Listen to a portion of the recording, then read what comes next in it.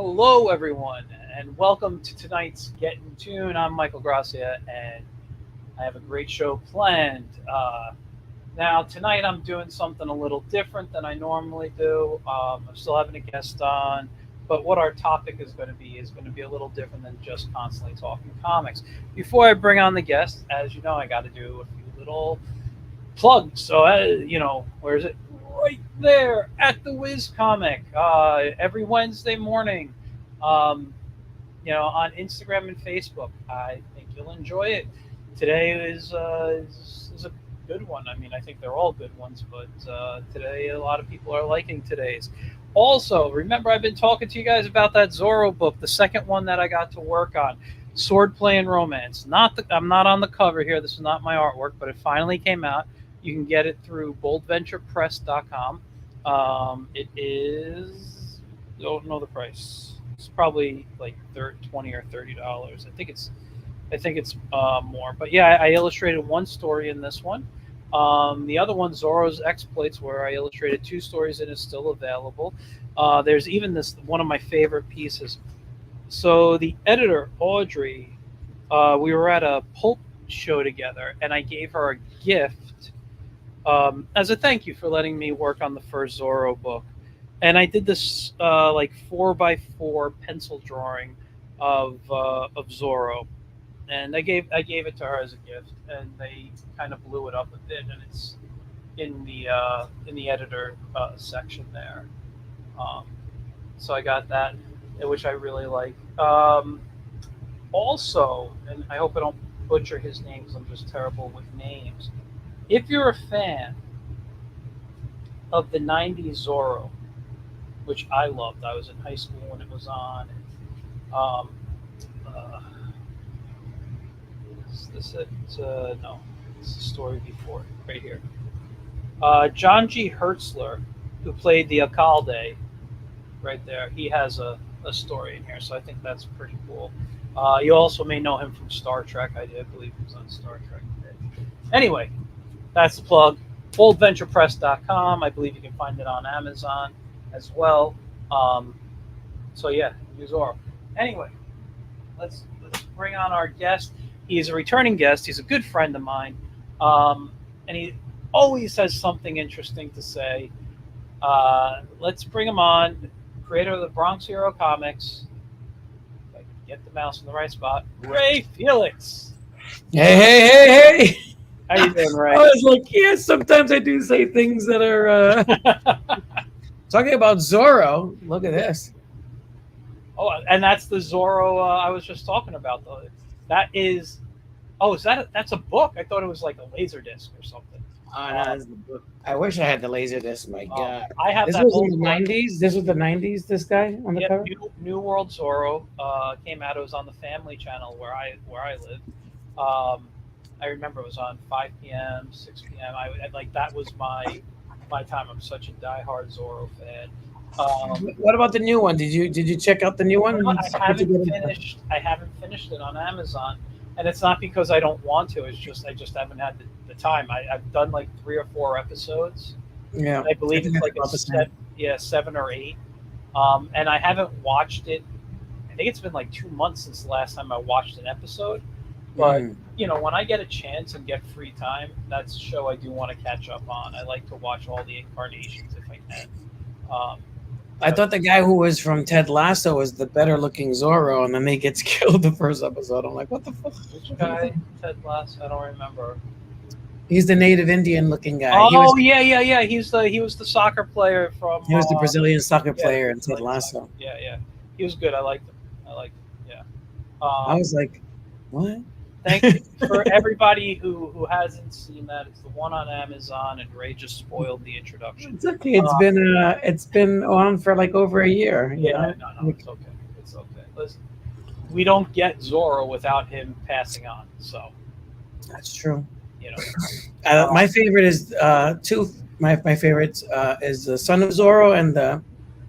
Of course, the Marco Zorro is my ultimate favorite, but after that, I think the Zorro Legion and Son of Zorro are my next. You're talking movies, right? Yeah, the serials. Yeah, the Yeah, serial film. because there was, I don't know if it was the actual title, but there was a Son of Zorro TV series in the early '80s. Mm. And this is great if you're a Zorro geek. So in the '70s there was the Filmation cartoon, late '70s, early '80s. Hmm. Filmation had the Zorro cartoon, and as a side note, it was the only animation that Filmation produced that they had to send out overseas. Right. They did everything in America. According to an interview, they said that was the only one, and sometimes Zorro did not come back looking properly because it had a muddy look because they couldn't understand the gray or white outline or whatever they were supposed to have. Anyway, the voice actor of Zorro was Henry Darrow. Okay, Oh, nice. Henry Darrow was known for westerns. I forget the big show he was on in the '60s, but he was known for his westerns. Like He was Bonanza or something like that.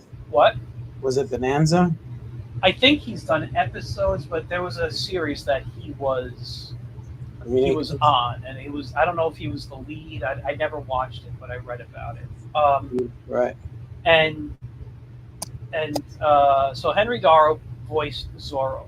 In Son of Zorro, he played the son. He was the one taking over the mantle. And Right. then in that '90s one that you just held up the book, I'm sure he's in the book. In the second season, he came in as Zorro's father. Really? Yeah. I love Zorro. Yeah. You don't have Batman without Zorro, you know, Oh, exactly. I mean, or Bruce Wayne, you know. well, the whole thing. But I mean, would we have Yeah. Zorro? Like, I always ask this: would we have Zorro without like the Scarlet Pimpernel? You know, Right. Exactly. Or like Judo. Have you ever heard of Judo? I've heard of it. I'm not familiar with it. It was a silent picture that was very much Batman like in the I think it was 1919, and then in the 1960s. I don't know if it was after the craze of the Batman TV show or not, or after they basically did a reboot, and then it had all the elements of the Batman in there as well. Like, you know, Oh, like really? it's like he's almost like a James Bond type of character, but also more of the stranger. You know, it's kind of cool. It's a combination of different archetypes in there. You have like your little Sherlock Holmes in there. It's really cool. You know. I'll have to check it out. Yeah, the silent picture is not bad either. I saw the silent one. You can watch that free on YouTube, and then if you look up, I think you might be. I got the DVD for like $10 in French, and it was really really good. It's one of my favorites. Actually, watching the judo inspired me to do my Pose the Raven book. That's You know. Yeah. So actually, speaking of your books, now you've been on the show. The regular watchers know who you are. For those who don't know, tell us a little bit about yourself, your books, Bronx Heroes, the whole thing. Well, yeah. That's a good one. I'm really terrible at that, but basically, professionally trained to be a comic book artist. Went to SVA, studied under Carmen Infantino, Howard Post, Neil Adams, and some other writers that were real novelist writers. Never got into the official Big Two, but started publishing a few months after I graduated, because I was actually working on a world of superheroes and God the Second Coming while I was a student. And then I was part of like this group that was trying to do like a comics club, and never panned through because SVA didn't recognize comics as an art form back then. Now they're like big time supporters, but when I was a freshman, the incoming seniors and I hooked up really quick. There was this guy named Monk, and we were trying to push for them to fund our comics printing. This is before print on demand. Yeah. And we tried for the whole year that he was a senior, and then it never happened. There was a few guys who tried to put a periodical together. They never panned out, so I ended up getting my own crew after they graduated and put out my own book. And then everyone kind of fell apart. I would say like between 1998, this is going back from 93 all the way to like 99. By 99, I was out of touch with everybody. and I ended up just doing my own thing and then publishing my own stuff. And so and I did a fanzine called the Roadkill Review in the Bronx, which had a circulation too. We used to do like mail order and stuff. So this is pre-internet, and we had like a lot of bookstores. I grew up a Jehovah's Witness, so going to stores and talking to people and selling crap was not unusual to me. So I'd go and like hug my wares, hug my books, So, and Bronx Heroes was an art show that became a comic convention. Actually, it was an art gallery exhibit that became a comic convention. Because first I wanted to do the convention, they said no, so I did an art gallery comic book thing. Again, you're dealing with the art world. This is 2008, 2009 with the Dream Sequence show, and they didn't want to do a comic book show in an art gallery because they felt that it wasn't really art. It's like, and this is like 2009, right? So, and then I was like, okay, what if I mix fine artist with comic art? And they're like, oh, we've never seen a show like that before. So that's what I did. So I literally called up a bunch of people that I knew from the comic. I don't know if we knew each other then, but I called a bunch of people from my college that I graduated with my senior year in SVA for the fine art aspect, and then all the people that I ran into in comic book shows and my comic book life. So I literally merged my fine art life with the comic book life and then put it together. And it should have been the start of something beautiful, but it kind of went nowhere. Well, the convention blew up and that went somewhere, the comic thing, but the fine art thing, I wrote a proposal for a sequel to that show almost 10 years after that. Oh, less than 10 years, like 5 years after. And they said no. They were at the same gallery. They're like, no, we're not interested. Even though I had some heavy hitters. Like I had Tim Rollins, who was like one of in the Bronx. He was this Bronx artist, Irish guy. Grew up in Boston, I believe. But he was one of the top guys. He's one of the top professors in SVA, and we were good friends. And I even got him he had some comic book work that was really famous in the art world. That's like part of the permanent collection in the Whitney now. And I actually had one of his pieces in the show. Oh, wow. In the Bronx, Yeah. So, I mean, that was like the biggest star, not just Bronx wise, but New York for he did the KOS, Kids of Survival. So he was like an art teacher, was a fine artist that took kids from the South Bronx and turned them into celebrities, And so it's like, and one of his pieces were in there was an X-Men comic chopped up. And, I mean, that was a big show. We had big names there. We had Ivan Velez Jr. with an unpublished book of Blood Syndicate that was all drawn in Archie style that was never published. We had like G.I. Joe stuff. We had a bunch of stuff in there. A lot of stuff. A lot of indie guys. Ed Tricchino. A lot of people, comic book wise. But there was a lot of fine art in there. And look at this. Yeah. Ray always has some amazing stuff to show. This is the actual poster for the event that we had. Well, I got a reflection there, but it's okay. The reflection's going to happen, man. That's the poster for it, so you can see some of the artists that were in there. We even had Arlen Schumer in that show. Wow. We had a lot of big names, We had a lot of big, and Hidemi Takagi, which she's like a huge Japanese photographer now in Brooklyn. Jean Segara, she's big. We had Wanda Ortiz. She's pretty big in the fine art world. She was like a graffiti artist that did comic book graffiti in the Bronx. So you would walk in the South Bronx and you would see comic book panels on the wall of this character called Wepa Woman, and she had serialized them all over the street. And then you can see like she did a wall. She actually did a whole wall. Was it on a wall? I don't know. Maybe it was on a canvas. I don't remember, but it looked like it was on the wall, whatever it was. But she had her own wall. So we had some major players there,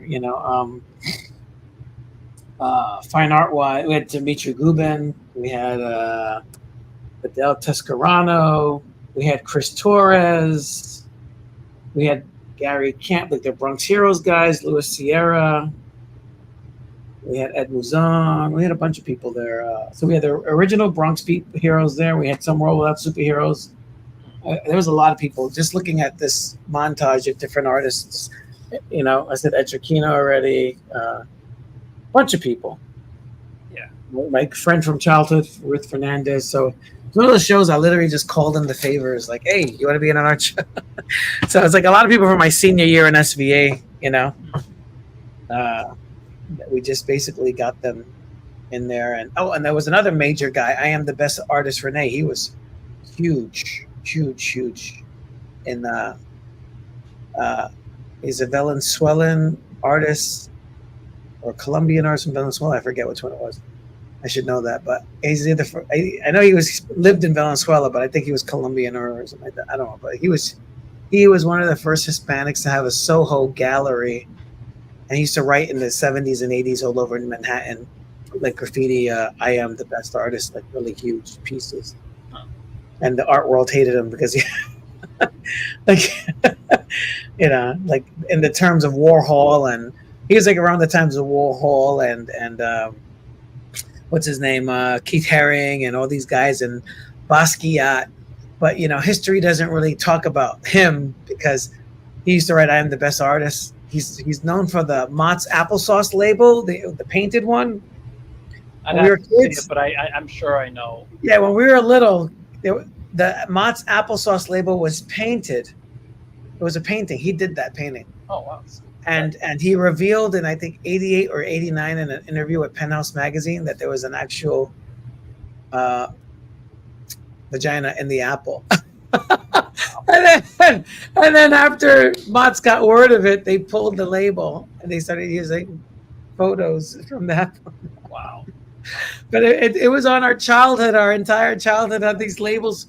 Their labels were there for, like, you know, you're talking about like 2 decades of this applesauce. That's funny. That is funny.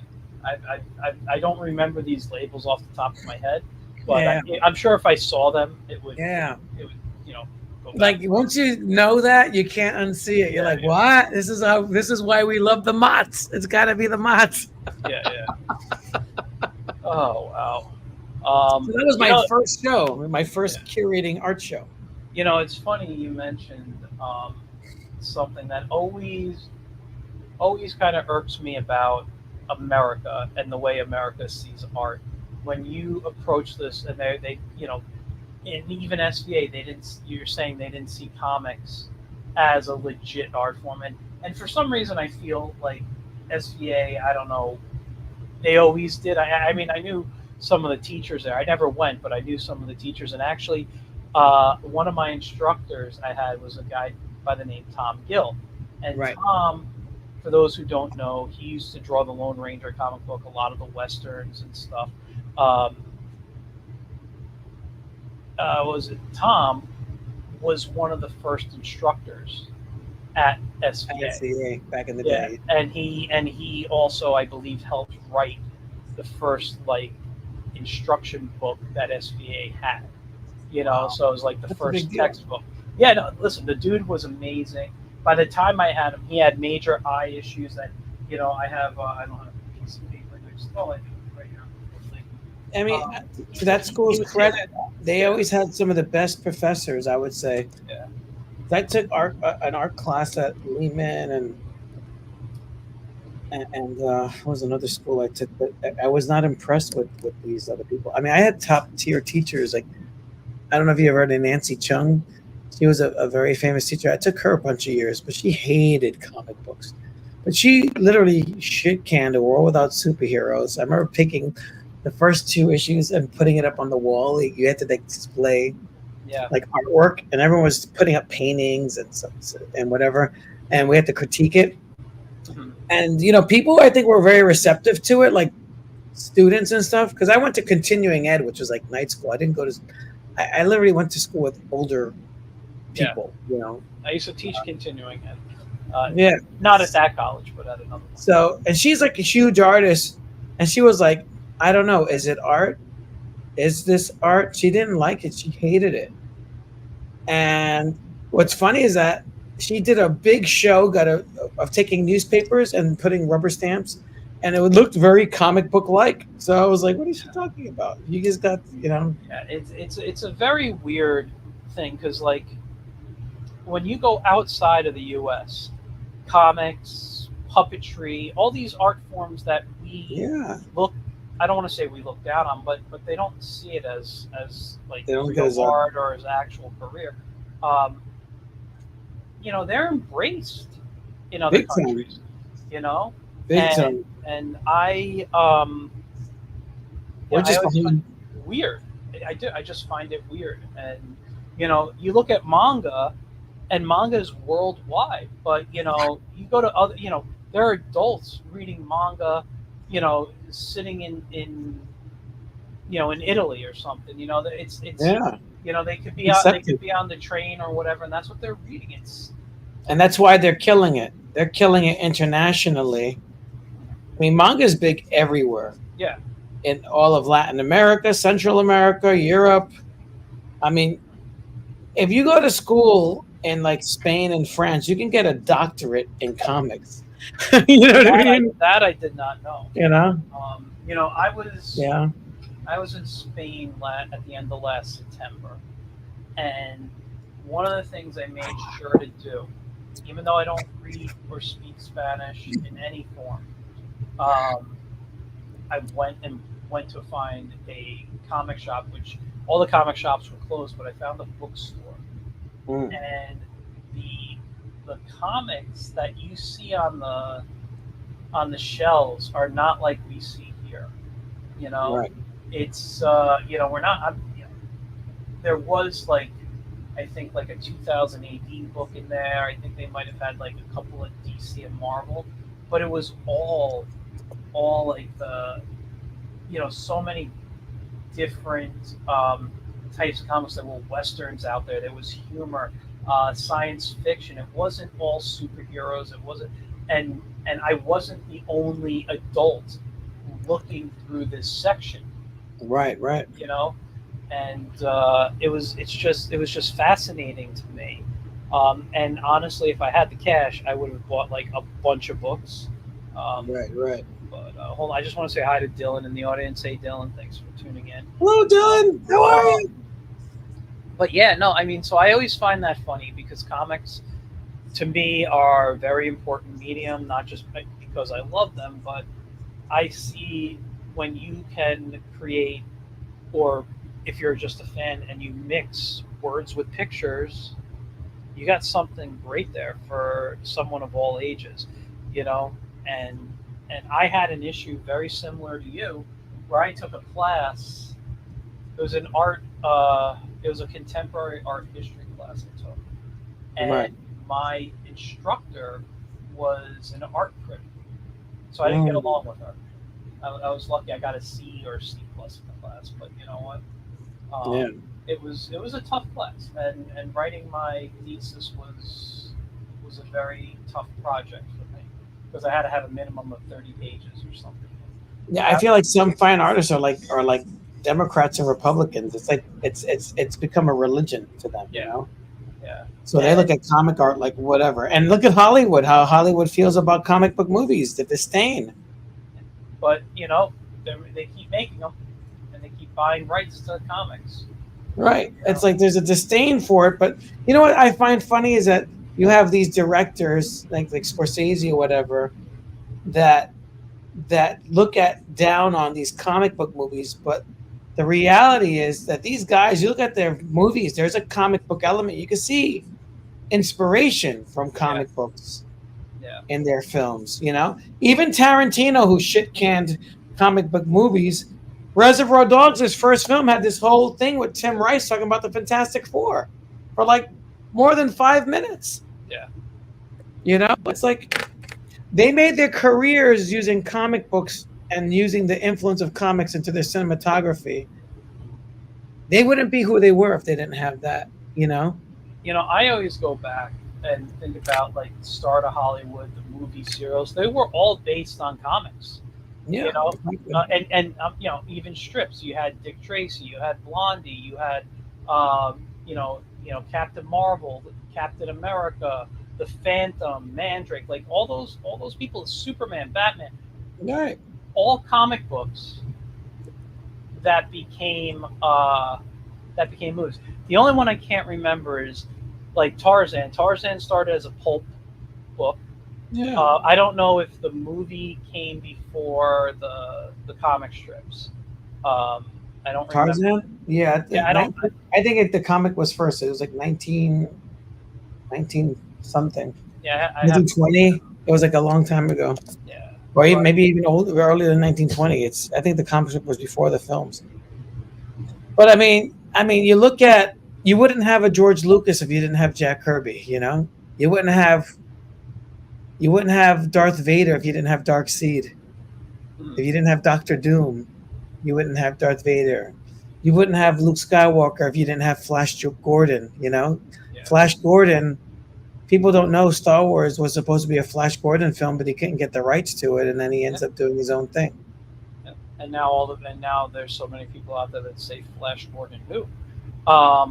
Right. It's sad because I love Flash Gordon. But just on that topic, I wasn't going to bring this up on the air, but I think it'll be kind of fun for you. So, was it this year or 2023 you turned 50? I don't remember. Who turned 50? Me? Yeah, you. When did you turn 50? Was it 2023? That was the end of this year, 2023, December. Okay, so here's the thing. I couldn't make it to your party you were having, and I've been meaning to give you something. I'm going to show you on the air, so next time I see you, I'm going to give it to you. Oh, cool. We had a conversation about a month ago, and it made me think, because I've been thinking, I felt bad I couldn't make it. What can I get you? And about a month ago, we had a conversation that you never read a Scrooge McDuck comic book. And we were talking about that. Yeah. So I went out and got you a copy of a. Holy crap!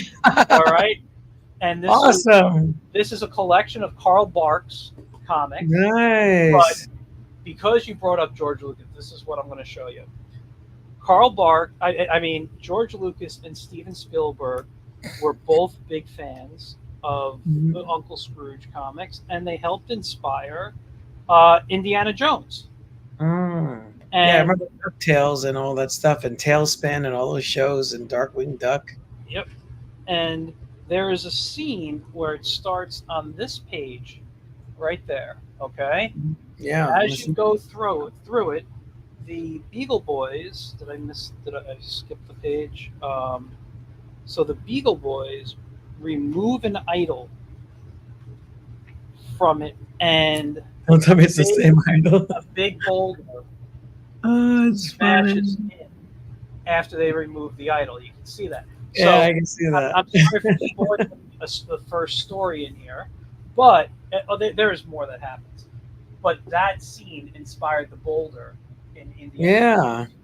Yeah. You wouldn't even have Indiana Jones or Jurassic Park or maybe even Back to the Future if you didn't have these comic books, like you wouldn't have Batman if you didn't have the Phantom or the Shadow or Zorro or don't forget Doc Savage. Doc Savage for Superman, the Bronze Man. And Batman. Batman is the science aspect of Doc Savage. Yeah. It's really like, I don't understand. We're just living in the society of Coke versus Pepsi, and it's gotten worse over the years. It's like, I would say the 80s advertising really put like some kind of Manchurian candidate template in our brains, and I think that it's just progressively gotten worse as we've gotten older. I'm a Mac, I'm a PC. People really get, I'm a DC, I'm a Marvel, and it went from the comics to like the films, DC and Marvel, and it's like everyone's like something, Like I made a comment on someone's page today on Facebook, and I got attacked. I'm like, what the hell? It's like people don't respect other people's opinions. We've become less tolerant as a society because it's either my way or the highway. But I thought this was that's what it is. It's like, it's my way or the highway mentality. Love me or hate me, I'll unfriend you, I'll unlike you. It's like. Well, I will say this. I don't want to go down that road because it becomes a political conversation. But I think that's how it started. Like, my career into comics was trying to be fine art and comics, and that was already there. That existed, but we didn't have the internet. So the fine artists were like, well, that's not, comics is not art. I'm paying money. I'm still paying for my tuition at SVA, and I graduated 24 years ago.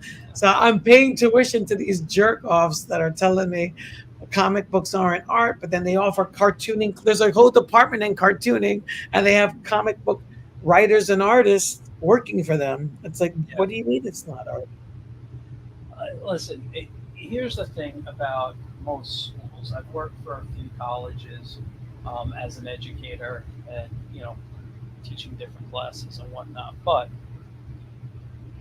everybody's got to remember a school is a business, and there are people put in certain situations, whether they started off in education and moved up, or they just came in because they have a very good business mentality. And that's what it is.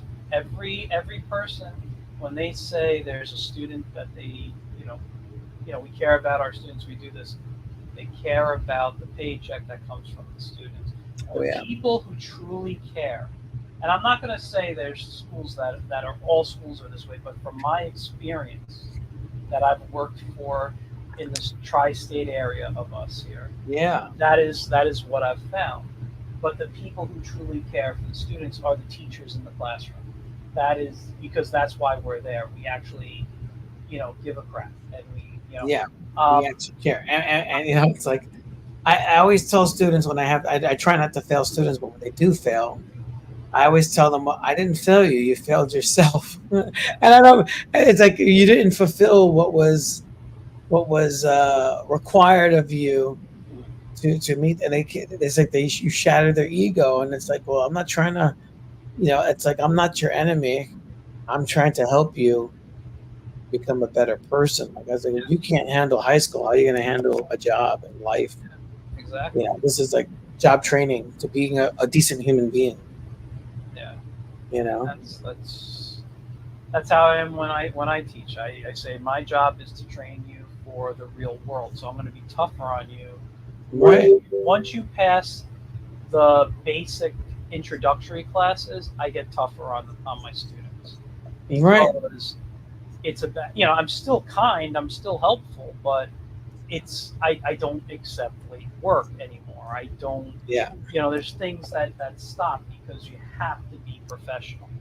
And you have to learn that. And if you don't learn that during your training in college, you're not going to be able to succeed on a job later on in the future. And that's, and when you work for a school, I have been in situations where I've been forced to take work. They've changed grades on me after I've turned them in because again, it's a business. That's what it is. But listen, I want to see all my students succeed. I haven't regularly taught in since around pandemic time, like on and off. But there was one college I worked for. I worked for them for 16 years. I still keep in contact. I left there in 2016. I still keep in contact with a bunch of the students through social media. I just actually, I won't say any names in case they watch it, but two of the students, I saw they were dating, and it's been 10 years for them, and it was like they posted about, hey, it's our 10-year anniversary, congratulations. They announced that they're getting married now. Right. Yeah. Like, that is fantastic. It took them some time, but they left the area. They moved out. They're doing other jobs. They're on their way to a great professional career. Two very talented artists, and I was more than happy I was like excited for them because they worked hard. They did stuff. I think the comic book industry failed a lot of people by not being inclusive enough. And I think that I've seen a lot of talented artists as students over the years that would have been dynamite in the comic book industry, but because they're so, not the word, that word's not incestuous. It's, there's a word, I'm trying to think. They're so like basically you gotta like know somebody to get in. They're like so nepotism. mysterious. Like it's like nepotism. Yes. Yeah. That they really lost an opportunity. Like the comic book industry would be stronger if they really opened it to the public. Like in Japan, manga is so huge because they do contests for kids, and the winner gets the publishing. And it's annual. Like in their weekly comic book, those giant Bibles that are in newsprint with different color paper. Mhm. They publish the winner, and they've been doing that for years. Like you're talking about like 40, 50 years of doing those contests, and that's how they get their superstars. That's how you get your Death Note. That's how you get Evangelion. That's how you get all these giant Pokemon, all these giant properties. And America is just not hip to it, and they basically crush dreams. I mean, these people become successful regardless. Not as artists, but like some of my former art students are firefighters, flight attendants, teachers, police officers, professional soldiers in the military. The career people. Yeah. I mean, they go on to succeed in other avenues, but what it's for me to see other artists just get regular jobs and don't fulfill their destiny as artists, to me is disappointing, and in both the fine art and comic book world, because it is nepotism. I mean, you see, because of the internet, we realize that most of the celebrities that we see are related to each other. Even like I was just watching something today that said that Jada Pinkett Smith and Will Smith are actually cousins, second cousin. I don't know. And all these hip hop stars and even the white celebrities in Hollywood, they're all related. Like all our presidents are also blood related too. I mean, let's not go down the president. No, but I'm just saying, like even celebrities. So everyone that's kind of. Oh, my point is, it's not to get political, but my point is that there is a political aspect to who makes it and who breaks it. The whole myth of being discovered in America or making it, whether you're in the arts as an actor or an actress or music, it's really not true. It's really about it really comes down to who you know. It comes down to a little luck, but more so it's who you're related to. Like Bill Maher calls them nepo babies, right? Well, here's the thing. Here's because I actually had a very interesting conversation. I forget if it was today or yesterday with some people, and it's similar to what you're talking about here. But I think, and when I use the word politics, I'm not talking about like government politics. Every job there's politics. Oh yeah. And again, it comes down to, like you said, it's who you know. It's how you play the game. That's really what it is. Yeah. And the goal is, and I've always said this: don't be a dick. It's be kind. No, be kind to people. It's true. Treat them well, and make sure you can deliver, and you continue to work. That's right. Really what it comes down to. I mean, unless there's some superstar that comes out and takes it, but yeah, for the most part, if you meet your deadlines and you're a good person, you're good at work. It's just getting that first gig or second gig that helps you out. It's a tough. It does. It really does. I mean,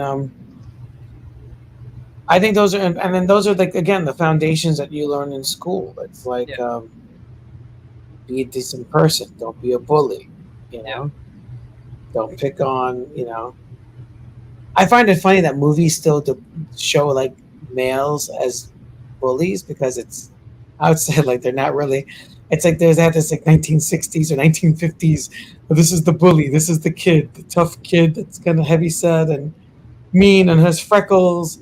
But actually, I find more females as bullies in schools, and the guys are like, hey. The guys are like these nerdy like anime types, and then that are into gaming, and the girls are like more of like the bully now. It's kind of funny. I don't know. Listen, well, you work in a regular school, so I've seen stuff too working in a regular school system, and I won't make my comments on that. But yeah, kids, especially I will say middle school kids can be vicious. That's all I'm going Oh to yeah, they are. I'm going to say on that topic. Because there's a lot of I have a lot of stories, and I want to talk about other stuff. But yeah, no, listen, it's the industry, and this is one of the things I wanted to talk about with you. I want to we'll get to the artists that are non-comic artists in a bit. But I always enjoy talking about the comic biz. I've had, like I said, I've had conversations recently, and I'm 48 years old. I've been working professionally as an artist since I was 18. So this past February was 30 years in the industry for me. Wow. And I've done a lot of different jobs. I've built puppets. I've been an illustrator, an animator. Um, whatever you want to call me, a cartoonist. I've been an educator. I've worn so many hats, and Jack of all trades. yes, master of none. And no, I disagree. I think if you're a jack of all, I think that's an insult created by people who are not good at anything. No, listen, but I think if you're a jack of all trades, you really have mastered a lot of stuff that most people don't. Yeah. Well, listen. Number one, I was joking, but number two, I know. I think people like us who are creative people, we don't just want to know about one thing. We want to know about so much. Our minds are about learning, so that when we do a comic, or you even write a joke for a comic like The Wiz, available on Amazon. Just type in The Whimsical Wiz, and you can get it on Amazon.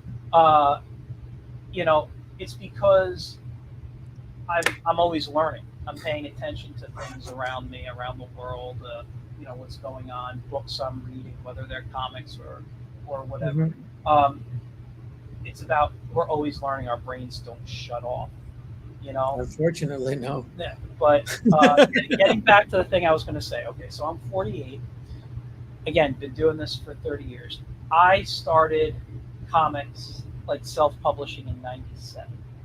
All right, I was 21 years old, and my goal was, hey, I want to make comics my living, and if I could still do that full time, because I have a day job, but I still do comics on the side and try to make money and do whatever. But if I can't meet the goal, I got to figure out how to have that happiness, and what I've come down, what I've broken it down to, and I think this is part of the problem for maybe the industry, maybe indie creators. I don't know what category I want to put this in, but for me, I've done a lot. If I want to work on someone else's project, I'm happy to, right? But I'm at the age where I want to do my stuff. So where I had the energy, where I didn't have a wife, I didn't have a mortgage, I didn't have the health issues. I was better. I had more energy, I had more time to put in. I was making more comics. I was doing things but what I was trying to do was get jobs at other places while I was using my work to build portfolios. Nowadays I don't care. I think it's more important. I thought about it, like, why do I want to make comics? Is it really for the money? No, it's not for the money. It's for the love of comics. I just want to make comics. I just want to tell stories. So I've come to the... You're a writer. That's the writer in you, and then you want to draw them out and make them visual. Yeah. So I've come to the conclusion that for me, and this isn't for everyone, but I do think some people in the industry, or what I see being posted on social media, I personally feel is incorrect. I feel, if you're a one-man show like I am, where I do everything myself, I don't feel I need a Kickstarter. I feel just put the product out. Spend the time online building the fan base. Because sure, you could have a successful Kickstarter, but if you put out just something small, say $500, and you make 1,000, that's not going to help you in the long run. Right. It's nice that you did it, but are you holding fans? Something like I do with The Wiz, where I put out the Wiz every week. I have interaction every week with people because of that. Whether they like it, they comment on it, they write me privately about the strip. I'm building something I think a little more personal than just saying, "Hey, look, I'm a comic artist. I want to fund a book," because I can go on, any of a lot of different print-on-demand sites, set up a book to be printed as well as a digital copy, and just direct traffic to the shop. You know what I mean? Like, I think for me as an artist, I think it's more important to have that interaction with an audience and build that product. And then later, if I want to put a book out, like the Whimsical Wiz, the complete 2023 collection here, Right. I do that. And then because I have a fan base, I should be able to transfer that over into sales. And I think that is the way to go. It's just a matter of finding what social media site works for you to build the audience. I happen to be on Instagram and Facebook. I'm thinking of going to other places with the Wiz. Right. We'll see how that goes. But I will say this: it's opened the door for friendships with other cartoonists, fans. It has opened the door to meeting people that may not at the moment want to do something specifically with the Wiz. But I've met publishers. I've talked with people about things, and maybe in the future there might be a project or two. I don't know, but it comes from, I think, having a regular comic out there. And it doesn't have to be a comic. If you're a writer and you want to write, 5 pages a week and post 5 pages a week and give the story away, go for it. Same thing being a photographer, paint, whatever it is, just, give some stuff away. But I think having that regular interaction, having that the instant connection with the audience. I've had people that I actually know someone who sent me a copy of their to-do list, and one of the to-dos said, "Read the Wiz." I was like, how cool is that? I'm like, cool. I was on a to-do list for someone, was to read the Wiz. I'm like, that is great. That is someone who I know is going to be reading for a while. Right. So yeah, I mean, we really don't know how we affect other people. Yeah. And how our art, what we say, and how our art affects people, not just now in the moment, but affect their lives, kind of like what we're talking about, artists that affected us and transformed us, and our work is that powerful. We don't know it because most people don't go back and say, "Hey, you changed my life." Yeah, and listen, you don't get to meet all the artists. You don't get but we do. Yeah. I mean, today I got a compliment from this guy that I'm doing commissions for. I told you he hired. He's working with 450 artists, comic book artists, professional and indie. Yeah. He told me today, I was shocked. He says that he said that I'm the only person out of all these artists that actually completed the work in a timely manner. Like, I literally just hit him with all this art today. That goes to show your work ethic. Yeah. And I was like, well, and to be honest, he gave me the gig. I met him at a convention maybe a year ago, or maybe 2 years ago. I did some work for him 2 years ago. He asked for a commission. I think it was his one book or something. But he liked it so much that he called me back for more. We had the pandemic and all that stuff. And then there was no comic shows until like 2022.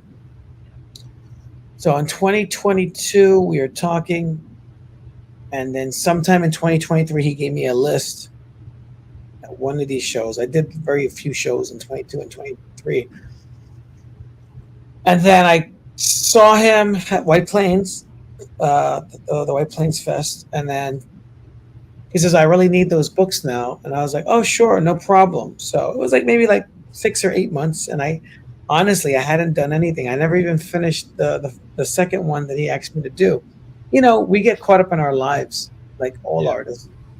Well, he never gave me a deadline. And that's the thing. I told him, give me a deadline, it'll get done. So I said, when do you need it by? He says, ASAP. So that was 3 weeks ago. I said, okay. I literally sat down and cranked out all of them, all 8 of them yesterday. Watching shit that I don't care about, like Superman and Lois or whatever. Like just some bad shows. Like I was like just scrolling through some of these like CW shows, and I don't remember the other ones. There was stuff I would never watch. Like I tried going through Doctor Who. I don't know why. People love Doctor Who. I said, let me start from 2005, and I couldn't even get through the first episode. I don't know. Let me tell you, the first few episodes, if you've never watched Doctor Who, is very difficult to get through. But I will say this, because I have a good friend who, huge Doctor Who fan since childhood, so he's going back, and he had videotapes of like stuff from the 70s and I've seen those, the ones on PBS. Those were interesting, but I didn't like the way it was filmed, though. They're kind of weird. I had an issue with that, so I couldn't watch them. But when why am I blanking on his name? But when I think it was 95. He looked like Harpo Marx to me. They brought in I can't remember the doctor's name now, but they brought in he was the 8th Doctor, and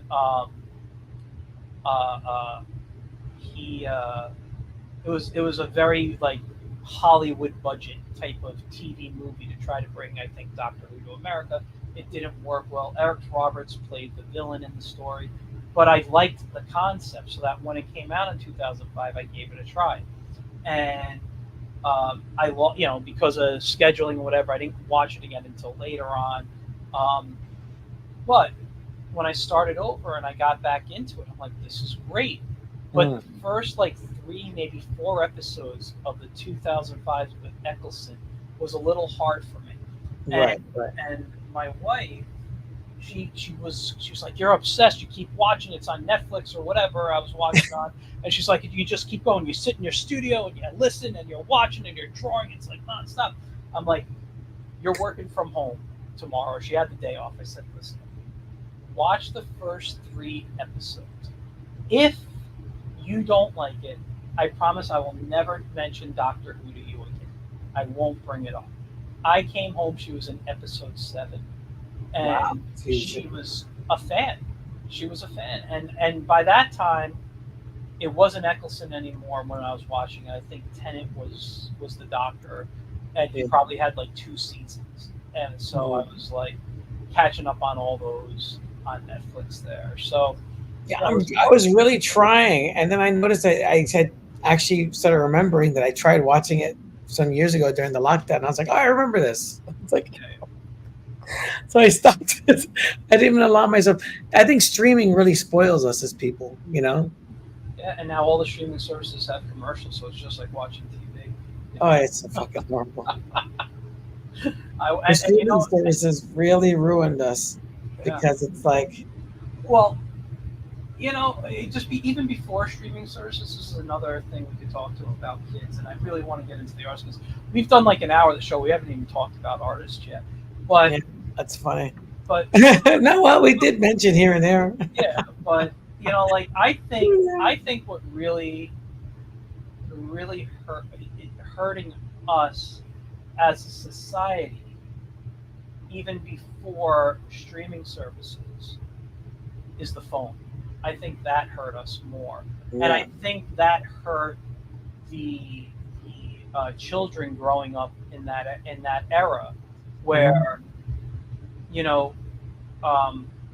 when we were kids, we had creative play. We played with action figures, we drew, we did all this stuff, went out, did stuff. By the time a phone with a screen, your iPhone comes out, and it can make videos and you can take pictures and you can interact with people, you see less and less young kids with action figures and toys and more phones. And so now, well, YouTube. Kids just watch YouTube. They don't even have Saturday morning cartoons anymore. I know. And I think that is part of the problem that has spoiled a lot of us. And these cartoons are disgusting too. Like my friend brought his kids over, and we just put on like HBO Max Kids, and they're watching Gumball. You ever seen that cartoon? That cartoon is not for children, but it's under a kids category. I've never watched enough to be able to give you an opinion on it. It was disgusting. It was like, this is for kids. For me, art-wise, I didn't like the look. But I always try to give any cartoon a chance. And well, there's a cat, and then he has like genitalia, and then it's blurred.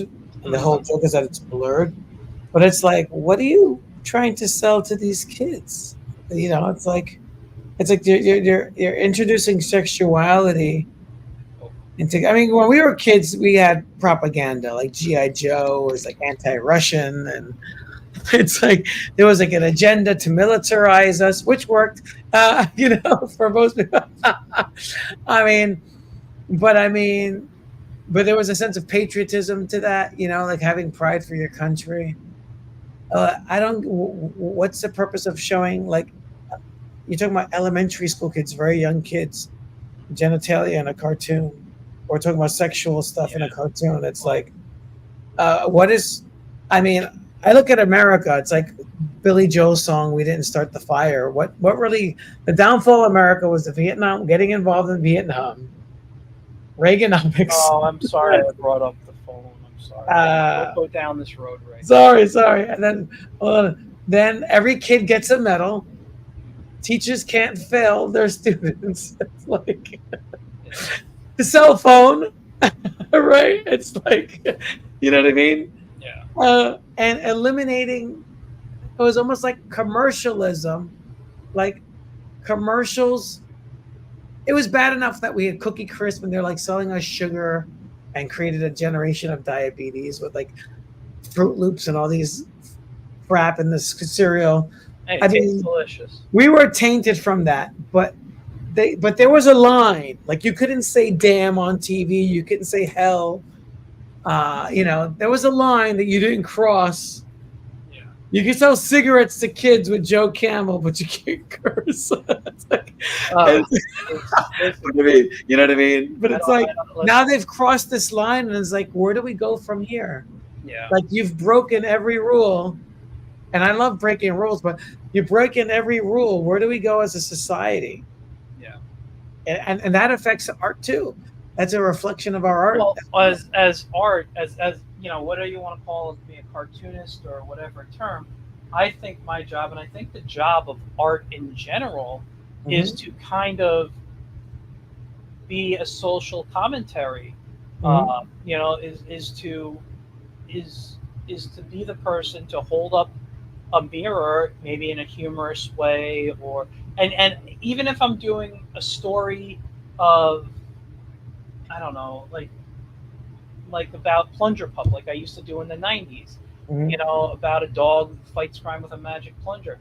There was, you know, social commentary in there a bit, not like where I pushed it, but I remember I have a line. And then later you learn more in the story.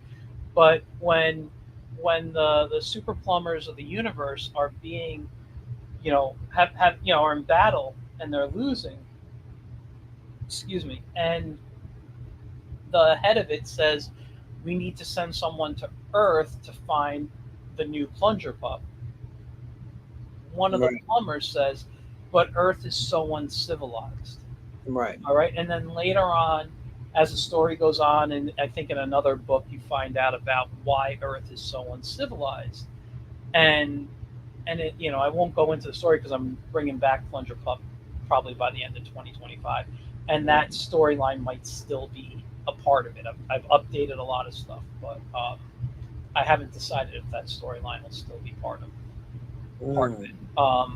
So I'm not going to give anything away, but you know, it's the job of someone, you know, like it's just you as a creator, as an artist, you're gonna talk about it like you have Bronx Heroes. All your characters are from the Bronx, so there's a uh, a location, and you Yeah, talk that's about right.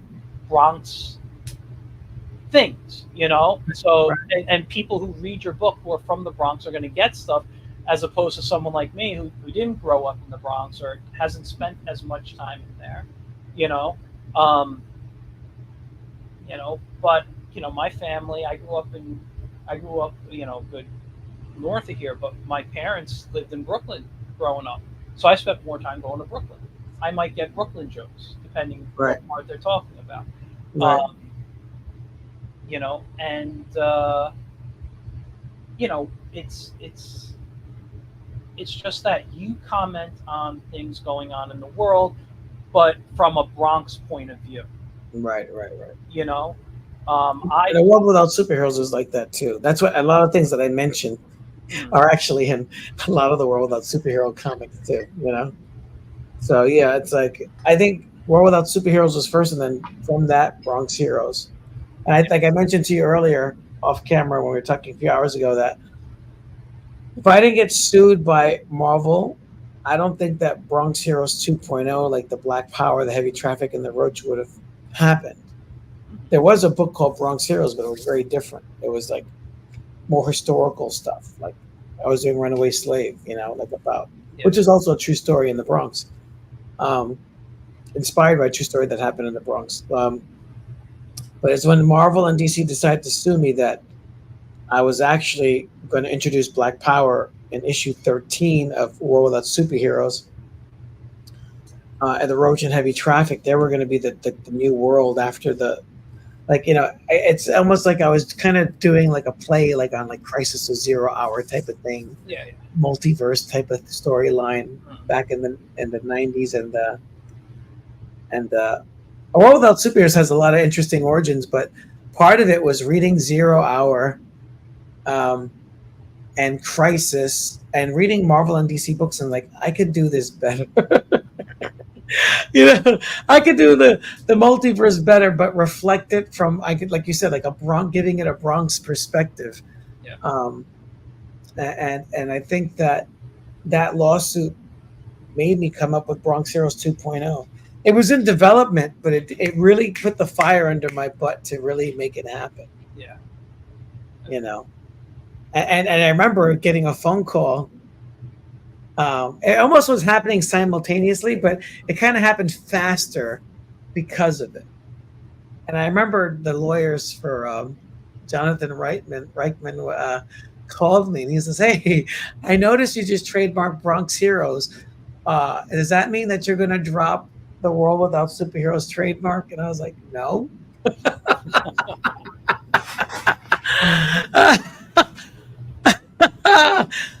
He says, "If you're okay with Bronx Heroes, we'll let it go. As long as it's not Bronx Superheroes." I was like, Well, "This is maybe so." So, to their credit, their lawsuit really uh, pushed me a notch to get things out. yeah, But on the other hand, it depressed me, and I actually slowed down. I should have been putting out more World Without Superheroes stuff during the lawsuit, and actually did the opposite. I was still creating content, but I wasn't publishing it because I yeah, just did it. Well, I mean, I did the World War Heroes, which was the GI American stuff, which was a parody in reflection to the lawsuit. So I did a Captain America parody and I made him a homeless guy. So I mean, that probably wouldn't have happened either if I didn't get so angry. yeah. I was like, I can't use the word superhero. Well, I'm gonna parody Captain America. It's like, Parody. I love parody humor. So yeah, I mean, so to their credit, they same thing with Punchline. Like Punchline was always in a world without superheroes, wasn't a major character.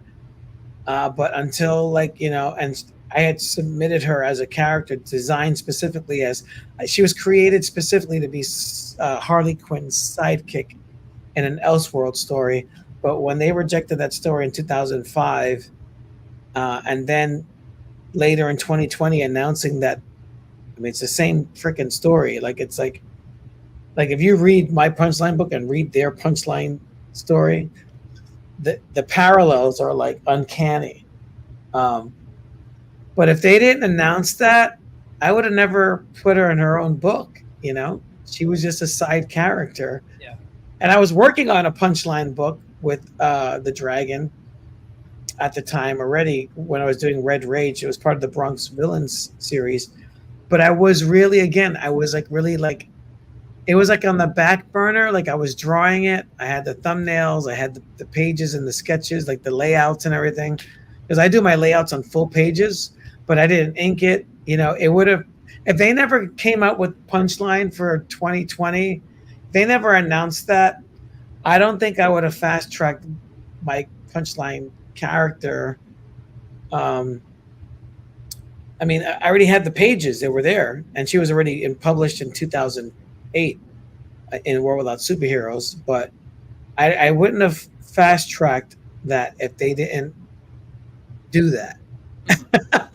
And if I didn't, you know, the lawyers again, going to the lawyers and talking, the California lawyers, you know, like at DC, you know. So it's almost like every time they do something, it kind of puts a fire under me and pisses me off. Yeah.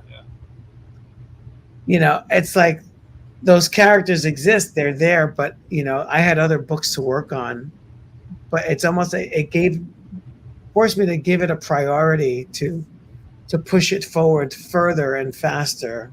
You know, than had they left me alone during the pandemic, I would have just focused on finishing up my Runaway Slave series, which it's illustrated, but I never finished inking it. The Poe series, which I have 4 issues that are half inked. I would have worked on other stuff that was in production, you know. So it's weird how that works, right? The universe says, no, this is more important. Like World Without Superheroes was on the back burner for a long time, but now I'm just focusing, doing less shows and working on stuff from the early 2000s. Well, that's my plan too. Like I've said on here before, I'm rarely doing any shows. Yeah. 2025 is going to be the year of Plunger Pup. I do plan to bring him back. The goal is to release him in the fall. There's a chance he may not come out until 2026, but I will be drawing a webcomic. I just haven't decided on the format yet. Yeah. Like, I haven't officially started drawing, but I have the whole first story plotted out. Mm-hmm. I have, because the way I work, if I'm gonna do like a strip format, say like a newspaper strip style, I'm not gonna really write a lot of the script. I work through plot, I draw, and ink, and then I go in with dialogue unless it's already in my head. Because sometimes what I do is I'm the, you know, you're the writer, you're your characters, so the conversation doesn't happen until they're on paper, you know. So that's how I work sometimes with characters like Plunger Pup in strip format. If I'm doing a book format, I really like to break down my pages and be like, hey, I need to know what's going to be on page 1, page 2, page 3, and I have the dialogue, and it only changes if I choose to change it when I'm lettering. You know. That's yeah. I mean, the same thing. It's like if Marvel and DC never sued me, I remember passing through my mind, I was like, World Without Superheroes was the book I was pushing before Bronx Heroes. And I remember doing a lot of shows and they just didn't sell well. I mean, Diamond liked the book. They tried to get me to carry it, but I had issues with Diamond because, you know, you go as an indie person, you go into Diamond and you're almost like willingly going into debt. Because they don't really promote it the way they should. You're both basically, they're printing it, but you're really doing all the work, you know. And I was already doing that anyway, but you know, maybe I would have got more recognition if I went that direction. But there was just so many nightmare stories from indie guys getting ripped off by them and all this stuff that I just avoided it like the plague. Maybe it would have been a bigger product. I mean, and you got things that are influenced from it, like The Boys and all this stuff that, that are like mainstream now, that I could tell you that those guys working on The Boys, the comic book, not the show, but the comic book, were directly influenced by it, because I hung out with them for a weekend before The Boys was ever a thing, and talking about a world without superheroes and superhero killers storyline that I had in that book series, and then my OD comics, which is like an adult comic magazine that dealt with superheroes and that adult aspect of it, like pornographic stuff. So, I mean, had I been given the shot after college, I could have been a contender. I would have probably been one of the biggest names in comics, to be honest, had I worked for the big two, but instead they took me to court. But a lot of ideas that I've had, a lot of ideas that I submitted, I've seen, like, Red Hope, that came out. That was a big deal. That got stolen right off my table from my roommate who works for Marvel. There's a lot of stuff that was literally right off my table that just showed up in the books because he was desperate for work, and Well, let's on that note, let's move on, because I didn't want to do like a very, very long show tonight. But you and I, when we get together, we just chat. We have a good time. We sidetrack. It happens. Let's just. So, who inspired you, fine art wise? Well, I won't say fine art. I want to know from you, since you're the guest, what non-comic artists, and it doesn't have to be a fine artist. Could be just a regular illustrator, someone who like I mentioned to you when we discussed the topic, someone like Frazetta, who, he did comics, but he's best known for his oil paintings, and which became book covers or posters or whatever. He's not known for his comics.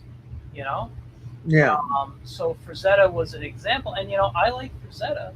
Who doesn't? I got a Frazetta on my wall over there. There used to be one in my background before I switched it out. But someone actually who I really love, and I can't say if I like him better or not, but is Ken Kelly, Frazetta's nephew. I actually pulled out one of the books here, and this is, I can never see the name. But this is a book of Ken Kelly's art. Now, I'm a big fan of fantasy art, like, as well as science fiction. And he's Frazetta's nephew, you said? Through marriage, I believe he's related to Frazetta's wife. Wow. But what I like about his stuff is, if you look at it, and I've been to the Frazetta Museum, so when and as someone who is an artist, I can appreciate looking at his paintings. But his paintings, he paints in a way that you can't look at the artwork close up, because you don't, you look at it close up, you see the brushstrokes. You got to step back to really look at what he's painting. Ken Kelly is much more illustrative in his work. He's actually probably best known for doing the cover of the Kiss albums back in like the 70s and stuff. But if I pull out just a piece of his art, did he do Bad Out of Hell, like Meatloaf's albums covers too? Like that, like a Kiss flair. I don't know, but but here, like, he's got, I don't know if this is supposed to be a Conan piece or whatever, but it's just great barbarian, like, and what I liked was that it was cleaner, that I didn't have to look at it from far away. I could just open up anything here. This was part of a card set he had. I have the cards packed away somewhere. I think I have an uncut card of that. Yeah, it's gorgeous. It was like a chromium card or something like that, or some just speaking of Kiss, Oh yeah, I love Kiss. Like, this is his stuff, man. Gorgeous stuff. And so I wasn't a big music fan of Kiss, but I loved their comic books in the 70s growing up, and I think they were like Donnie and Marie, and they did a lot of those variety shows, and they were very iconic. Yeah. Yeah, no. It's not really our generation, but it was, but still, I think they're very influential. And then in the '90s, they came out with the circus comics, and then McFarlane did the toys and stuff like that. And I had those. I had all the sets. I ended up selling a lot of that stuff, but actually, the guy that sold it to me ended up buying it back a few years later. It's like I had like the big box with the drum set, like the whole band. McFarlane one. I never took it out of the box. He was like, "Oh, can I get that back?" I was like, "Okay." So tell me an artist that's a non-comic artist for you. Well, I think film. When I got into college, film really influenced me because I was telling you before. I wasn't really sold on becoming a comic book artist. I really wanted to be like a sculptor. I used to do a lot of sculpture when I was younger. And then when I got into college, film influenced me, and then fine art like Surratt. You don't get to Warhol, Andy Warhol's Ben-Day dots without comic books, obviously. And you don't get to Lichtenstein without comics, but you don't get to comic books Ben-Day stuff. Well, that's basically a print thing. It was almost like a commentary on printing.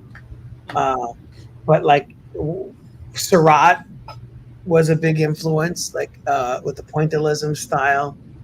I would say William Blake, like not just the poems, like the stories were very fantastic. But I mean, the man invented the color printing press, right? And I used to do a lot of plate work, like printing, traditional printing. I worked for a printer for a long time. City of New York was my first city job as a teenager. Comics were always there. Like I worked in a comic book store, but even when I worked in a comic book store, I don't think I came up to that conclusion. And I was drawing my own comic in high school, but I don't think I came to the conclusion that I wanted to be a comic book artist. I think by the time I was in high school, I was doing non-superhero comics.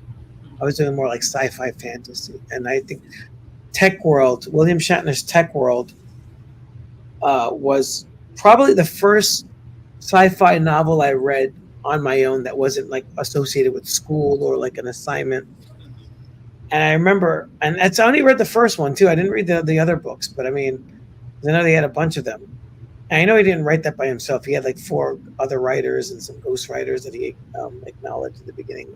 But that book really opened up my mind to wanting to do sci-fi. So I did a lot of sci-fi art in my teens, and then I did a lot of and then I guess it changed to like when I was in my late teens, living in Baltimore.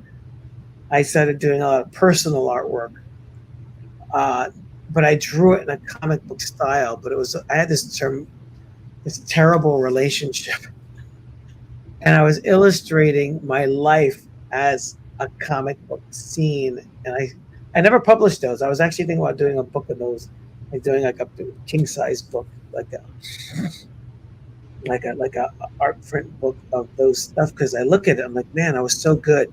It's like, and it looks nothing like I do now. It was, as a young artist, I mean, I was already there. Like, I could have been doing books already, and then when I got to SVA with Infantino, I was really into Westerns.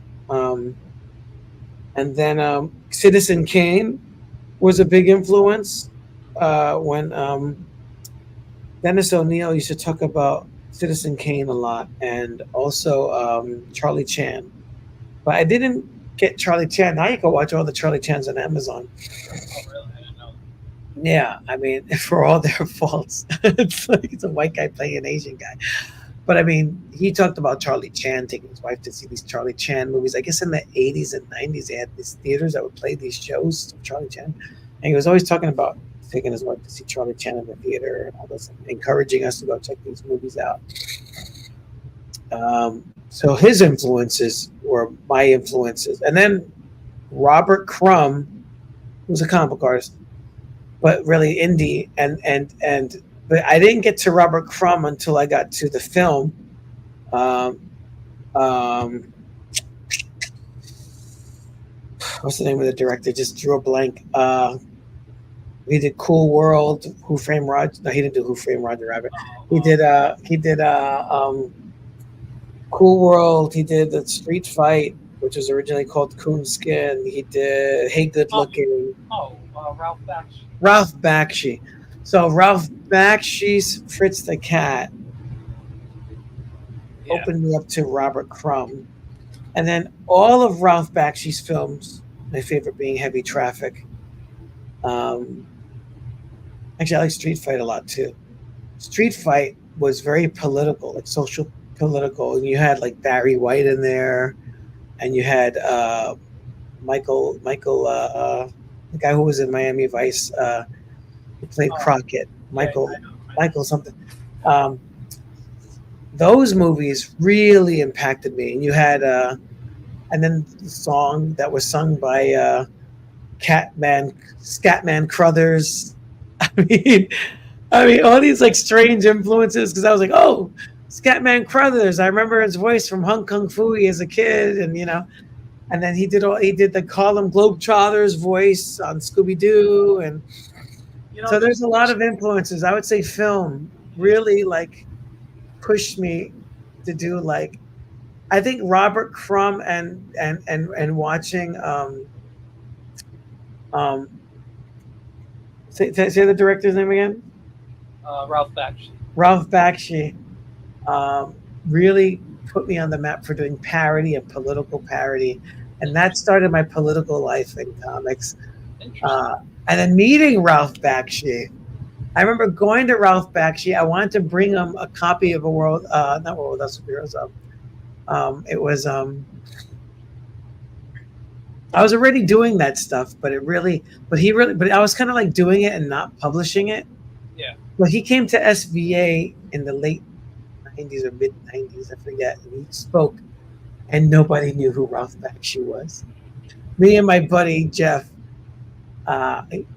went there, and it was like a Q&A with Ralph Bakshi, and it was a sold out full house, but nobody knew who Ralph Bakshi was. It was just like they were going because their professor told them to go, whatever.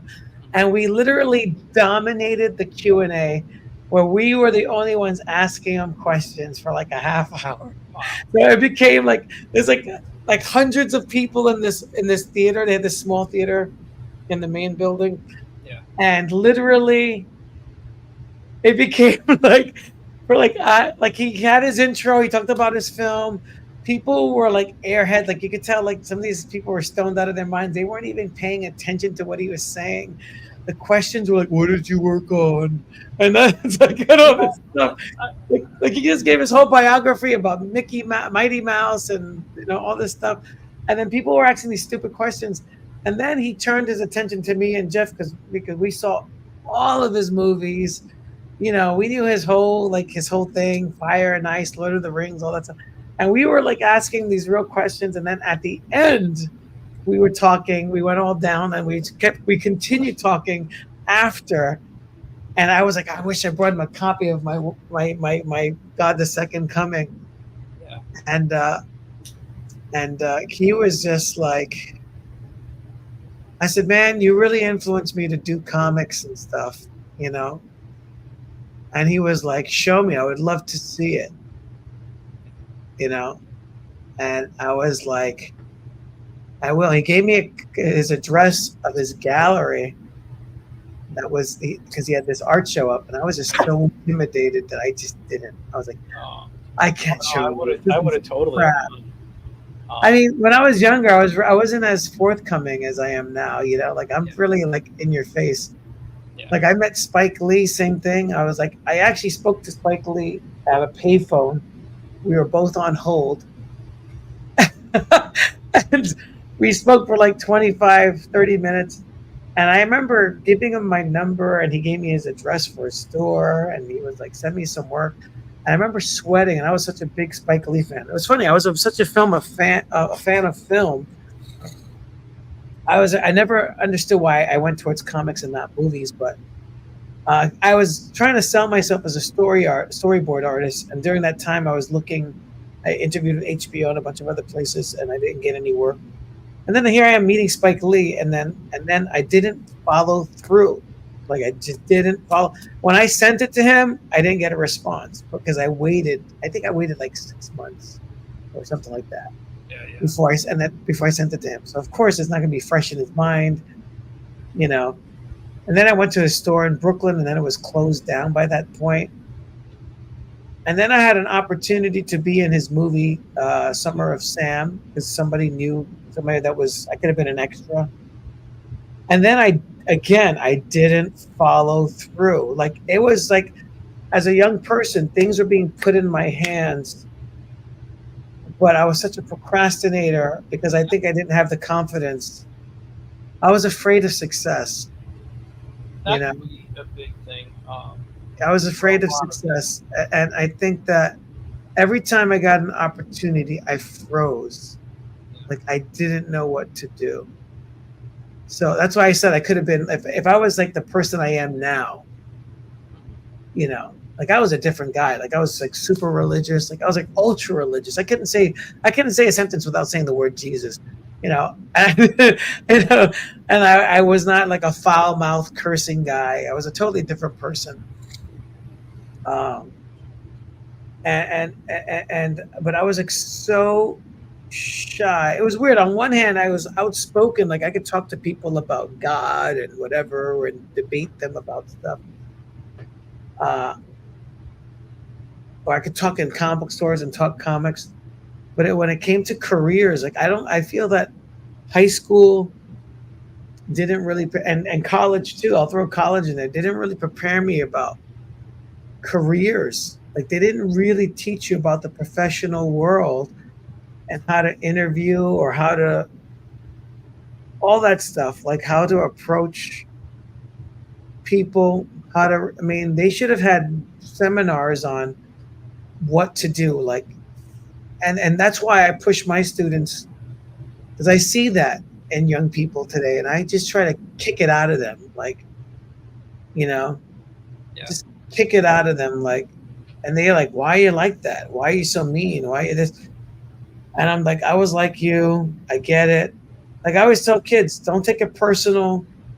I'm coming down on you because I see you. I see me in you, and I just want to choke you. I want to just take everything that you're doing and saying, no, do it this way. Listen, it's like if I could do that to myself, I would. If I could go back in time, I would do that to myself. I think a lot of us would. I mean, I think there were opportunities I passed on because I doing this show. You would think I'm an extrovert. I enjoy talking to people, but I'm a very quiet person. Outside of this, I sit, and I live in my head. I don't. Yeah, I'm very shy. I'm a shy guy. I think my humor comes out more in my comics than anything. I mean, I do. People tell me I'm funny just talking to them and stuff, but it's I passed on things because I was shy and I was nervous to call people or show up places, and I think that happens. And I don't think it's afraid of success. I don't even think it's afraid of failure. I think what it is more of it's a what if. You know, if I don't do this, I could always say, yeah, well, I could have done this, but I chose to do something else because I know people will think now I'm saying it's being afraid of failure, but I could have succeeded, I could have failed, but I'll never know.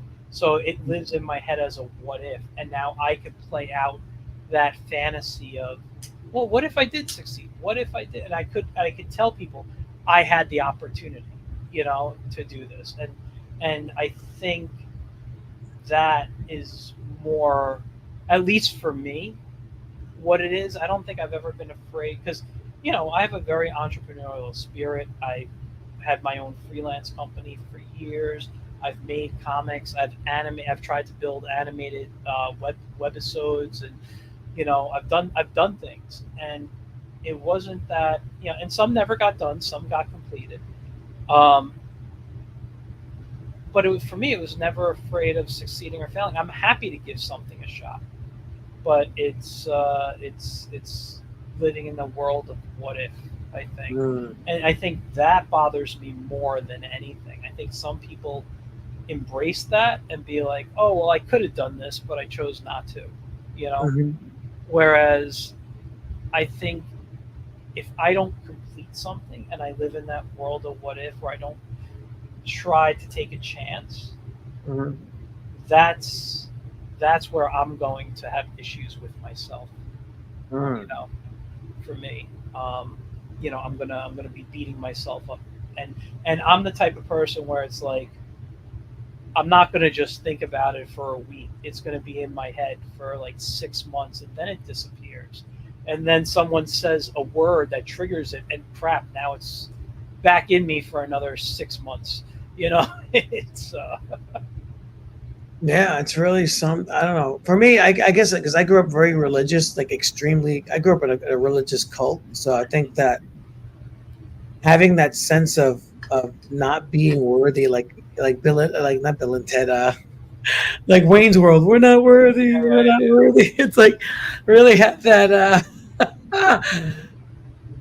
When you're raised to feel lesser than then you're like, this is like, you're supposed to be a servant of God and blah blah blah, and then you look at the whole world like, don't achieve anything, just sell Bibles for these people. it's I mean, it's like dude, you know. it's so funny you say that because I grew up Catholic. I'm not a religious person these days, but there's still stuff from my childhood, and growing up that way that is in me. Like this is just something. If I do something, I know like I shouldn't do because it's bad for me. Because I have my health issues, and maybe I'm out and I pick up McDonald's. I literally feel like after eating it, I have to go to confession. It's like Yeah. And I felt guilty. I remember reading Arkham Asylum. I bought 2 copies when it first came out. Now, people who remember this book, there was like bad printing. A lot of the pages, it was plastic sealed, and I think they did it intentionally because they had a shitty printer. When you open up the plastic seal, all the pages fell out, like the first 7 pages. But I remember reading that and being so disturbed by it. And then someone saying that's satanic. And I remember Def Leppard album, like Love Hurts and Pour Some Sugar on Me, had this bizarre album cover. And so I remember someone saying, I think that's satanic or something. And then I remember feeling so guilty for buying and liking it that I literally took it and ripped it in half and threw it in the trash can. Like that's one of my favorite books of all time. I ripped up, and I started throwing my comics in the trash because I was so brainwashed by and indoctrinated in religion. I broke this album. It was my favorite album. I snapped it in half, and I was like, I just started throwing shit away, and because it's like anytime, like I even broke up with my girlfriend in 11th grade because I was holding her hands and I enjoyed kissing her, and that's a sin. And then they kind of forced us to get married. They were like pressuring us to get married, and we almost got married. And then I was like, you know what? I'm 16 years old. I can't be married. And then at 17, I was like, I started seeing the cracks. And then by 19, I was like, fuck you guys. I'm out of here. It's like, by the way, guys, if you haven't noticed, this show is not for kids tonight. It's not for kids. It's like, it's like, I think like I started getting that political spirit, being the third child, that third child anger started coming out and finding its own voice. And I got middle child syndrome, so that's. So yeah, it's like I do remember in Brooklyn when you used to go to the Brooklyn Bridge, you would see that Watchtower building. Mm-hmm. Now those were like owned by Jehovah's Witnesses, and they owned all those buildings. Those guys are like, they sold those buildings recently, and they made like big time billions of dollars. Yeah. But anyway, I was trying. My dream as a kid was to work in that printing press. I used to go on the tours, and I loved printing. Like I told you, I worked as an intern. I was already a city. I worked for the for the mayor's office doing printing. But my dream was to work in that watchtower building and the printing thing, and printing Bibles and printing Jehovah Witness periodicals. That was my dream. I used to go to. I did the tour like 3 or 4 times. It was my dream to always be in printing and working in the printing press. Yeah. And then it was almost like applying for college. And then the guys that were in charge, we called them elders, were in charge of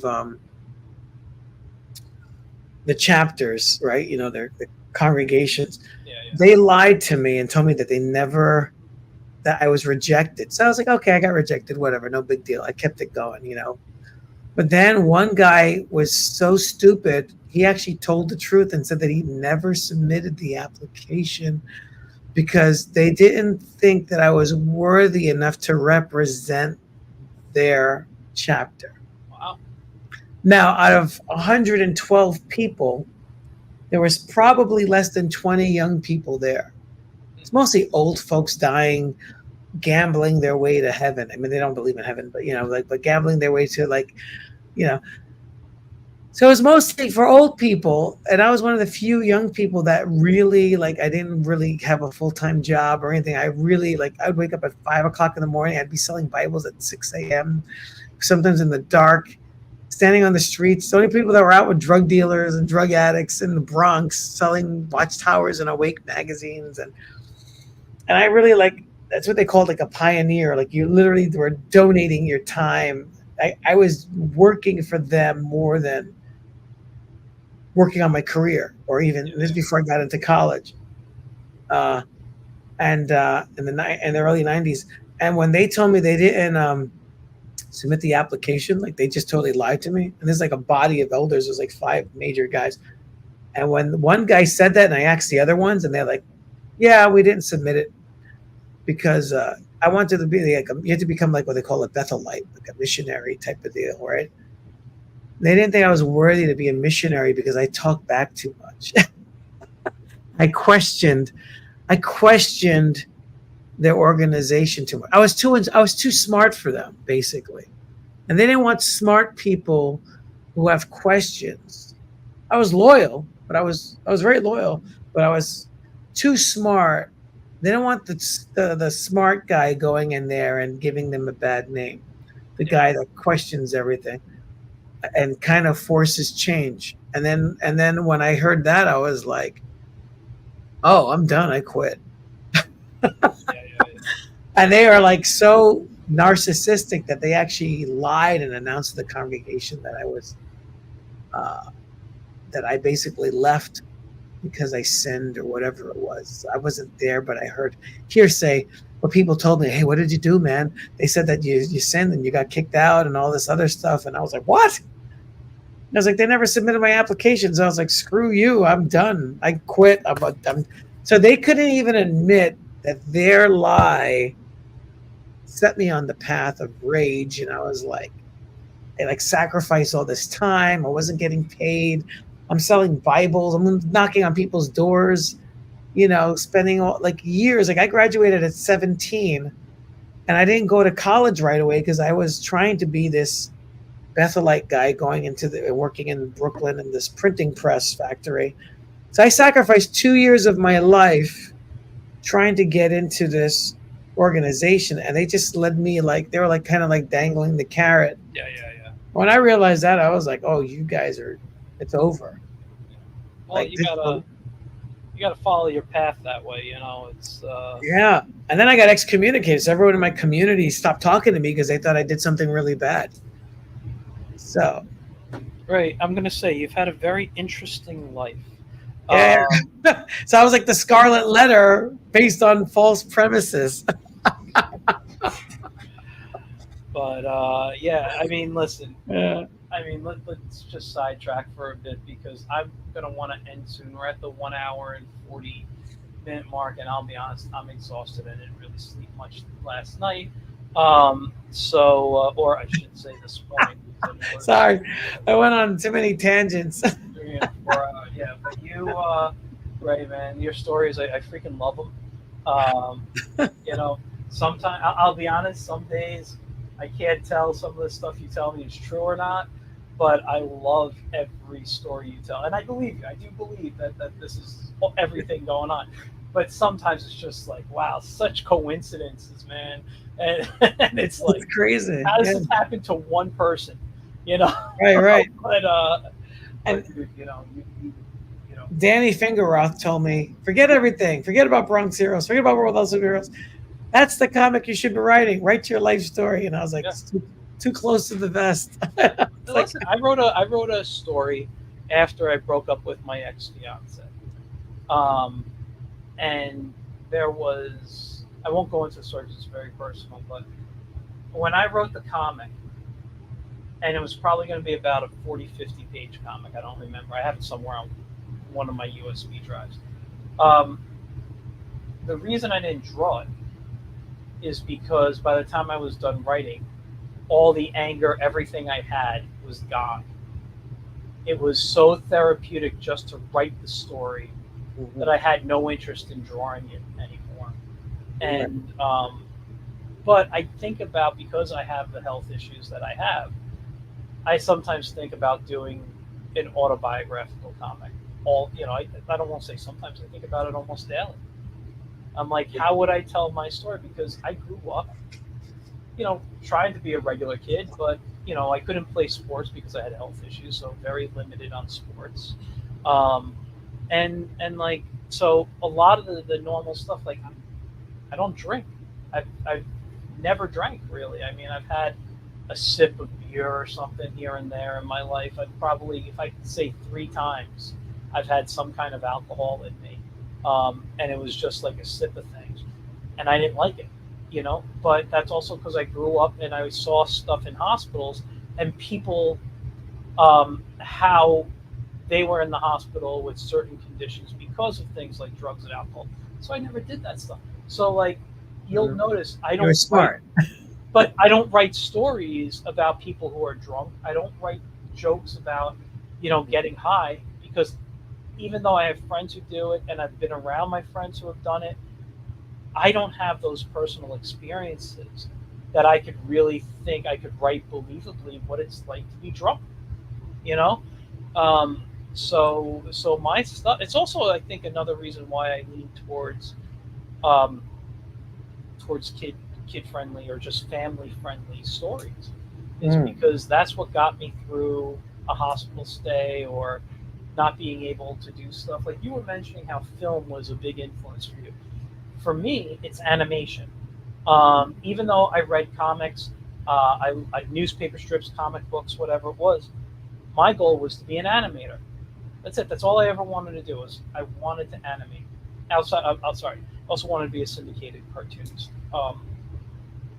But I used to watch. I love Hanna Barbera. I love the Looney Tunes, all the classics, Tom and Jerry, Woody Woodpecker, you name it. I love it. Um, I grew up in the era, of He-Man and GI Joe, Transformers. But one of my all-time favorite shows was the Dungeons and Dragons cartoon. And I don't know if you remember that. I think I have. Yeah, it was really good. I used to play the video game in the arcade. Yeah. There was, I got one of the characters here. It was the coolest video game because it opened up with that cartoon bit. Oh, I've never played the video. Yeah, the video game started with the cartoon, like it was animated. Oh, that's cool. So you're watching a cartoon before playing the game. Yeah. It was really wild. Like the night, everybody was like running through a tunnel. I'll have to see if I can find the wizard video of that. Yeah, man, that was. I mean, that was, and it wasn't pixelated. It was like full on graphics, like an animation in the. They were probably trying to compete with Dragon's Lair and Space Ace and stuff. Yeah, it was really cool. Yeah, but the just getting quickly back to D&D. I loved that so much that I remember being in a bookstore and seeing the same symbol on a book and seeing, Dungeons and Dragons, but not knowing that I only knew it was a cartoon. I didn't know it was a game. And I ended up spending money on I think the Monster Manual at the time. And I didn't understand it, like what all these, stats meant. But I loved the artwork, and I used to copy out of the Monster Manual whenever there was a picture, because back then it wasn't like it had pictures, but I don't remember it being filled like the new Monster Manuals are now. And that brought me into the world of fantasy, I think, more than anything. And that's one of the reasons I'm a huge fantasy, art fan.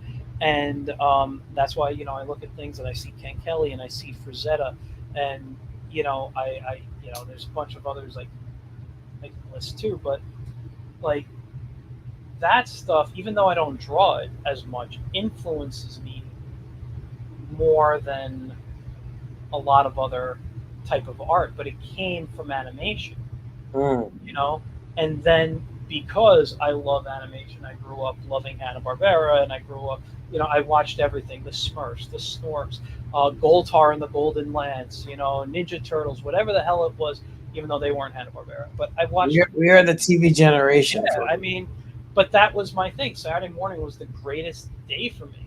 When I got cable and I found out that USA had evening cartoons, USA Cartoon Express, that they would do. Right. Like from like 6 to 7 p.m. at when I was a kid, and I was like, oh my god! Even though the cartoons were like, bad cartoons from my childhood, Mr. T, Turbo Teen, whatever it was, I'm like, wow, these are terrible. I still watch them because it was cartoons at night, Yeah.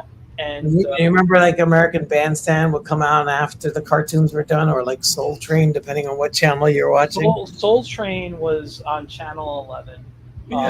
On Saturdays, yeah. And then Channel 7 had American Bandstand. I don't remember that, but I do. It was like the teenage girls, my sisters would come out and they say, "All right, get out of the way with the cartoons," and they start dancing to the. I remember turning on Channel 5 after cartoons ended and watching all like the martial art movies and stuff. Right.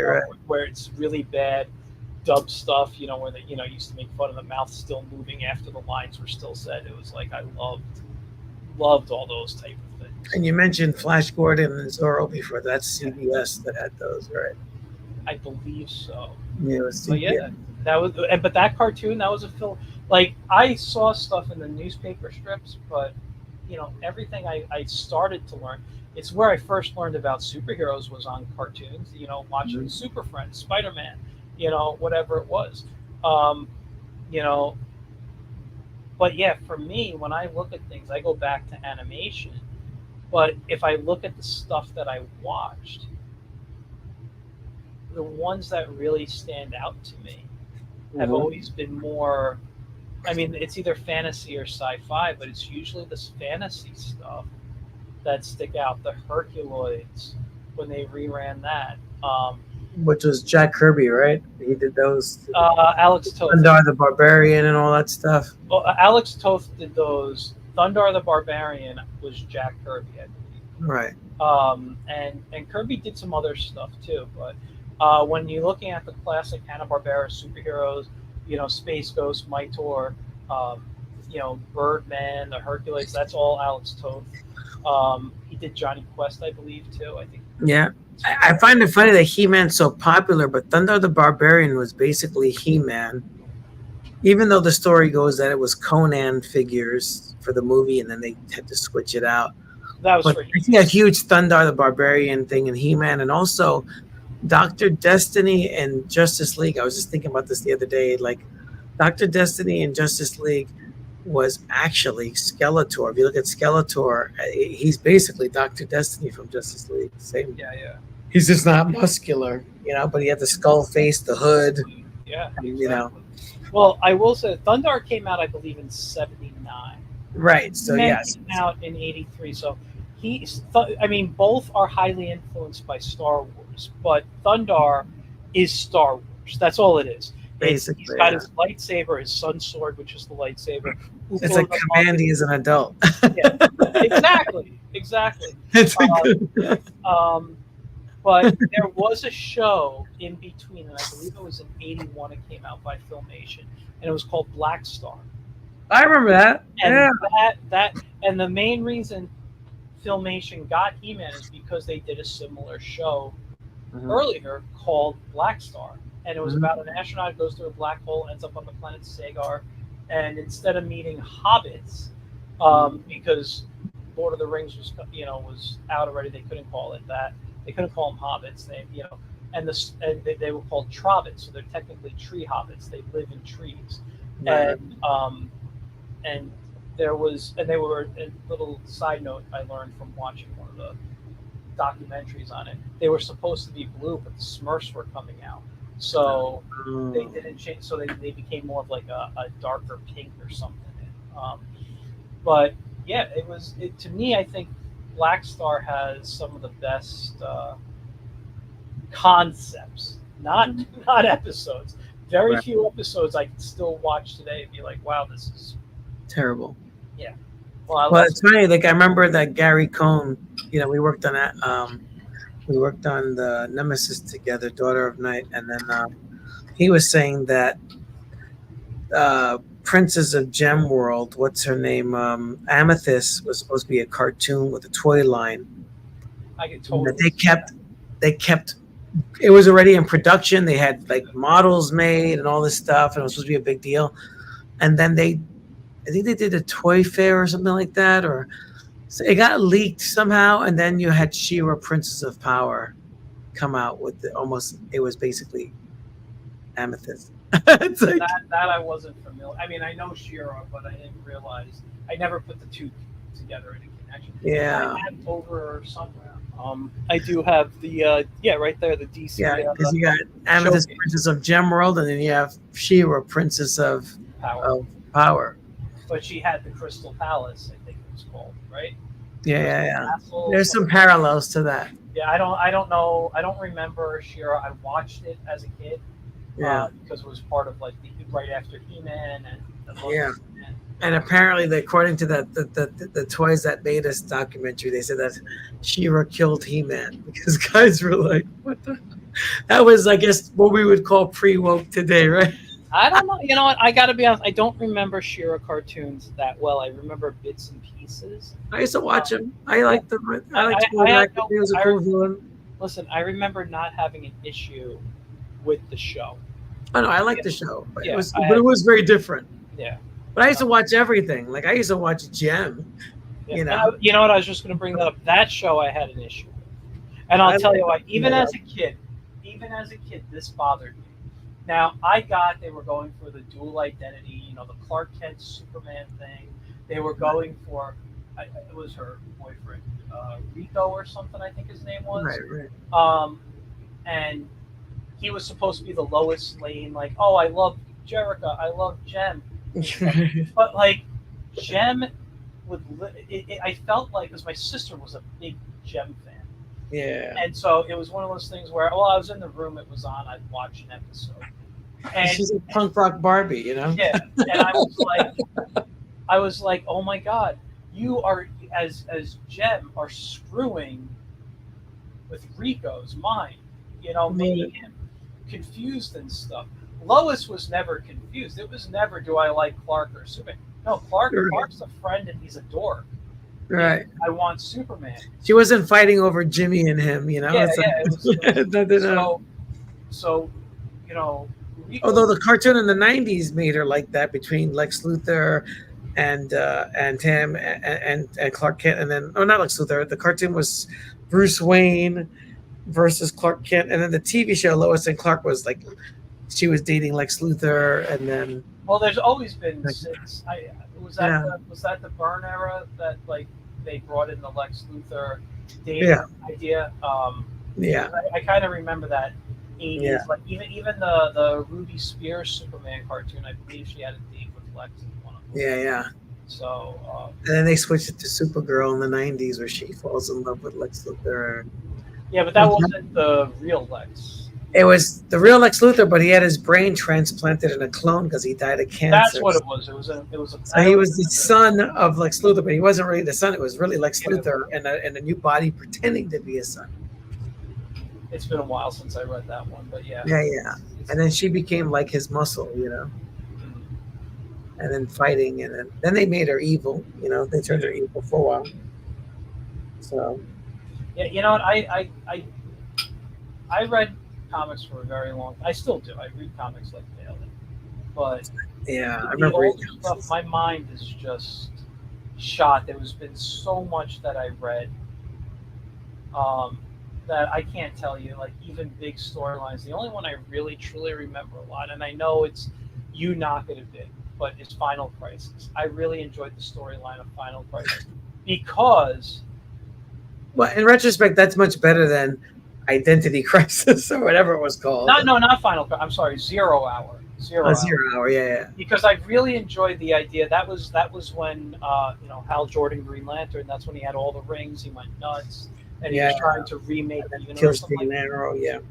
I thought I think the crises that came later weren't for me. I think Identity Crisis wasn't as great. Yeah.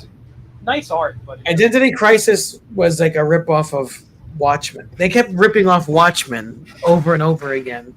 It's like they even did the whole rape scene that from the Watchmen with the comedian and so what, but they just made it Dr. Light and then the Ant-Man's wife or something. It's Elongated Man's wife, I think. That was Ant-Man. No, I mean Adam, the Adam's wife. No, I think it was Elongated Man. Elongated Man was never married. Hold on. Yeah, I'm going to do a quick Google search. And then he ends up and then they started erasing people's memories. And then they had this whole thing where Justice League is almost like erasing all their villains' memories and simplifying them. So they're really terrible people, but they make them more like two-dimensional characters. Like the two-dimensional villain is because they're brainwashing them into this, like making them harmless, So they're still villains. They don't rehabilitate them. They just make them into harmless villains, Yeah. I really like the original Crisis. Yeah, I do too. Okay, hold on. I just looked 0 Hour. It's Elongated Man. It says Ralph Dibny went through the Ralph Dibny? when his wife was raped on the Watchtower by one of the Justice. I stand corrected. I'm sorry, I had to look because I'm like I always remember it being Elongated Man. I wrote a story, a proposal to DC. Thank God they never used it. I'm not going to even say what it's about, but I'll show it to you one day. I wrote the coolest Ralph Dibny Elongated Man miniseries. I plotted it out, 4-issue synopsis, and created original villains for him. Never used it. But I would say this, that when I wrote it, I would say that his villains were like kind of like, well, let me shut up. I'm not going to say anything. I'll tell you after. All right. I was going to compare it to some Marvel villains and stuff.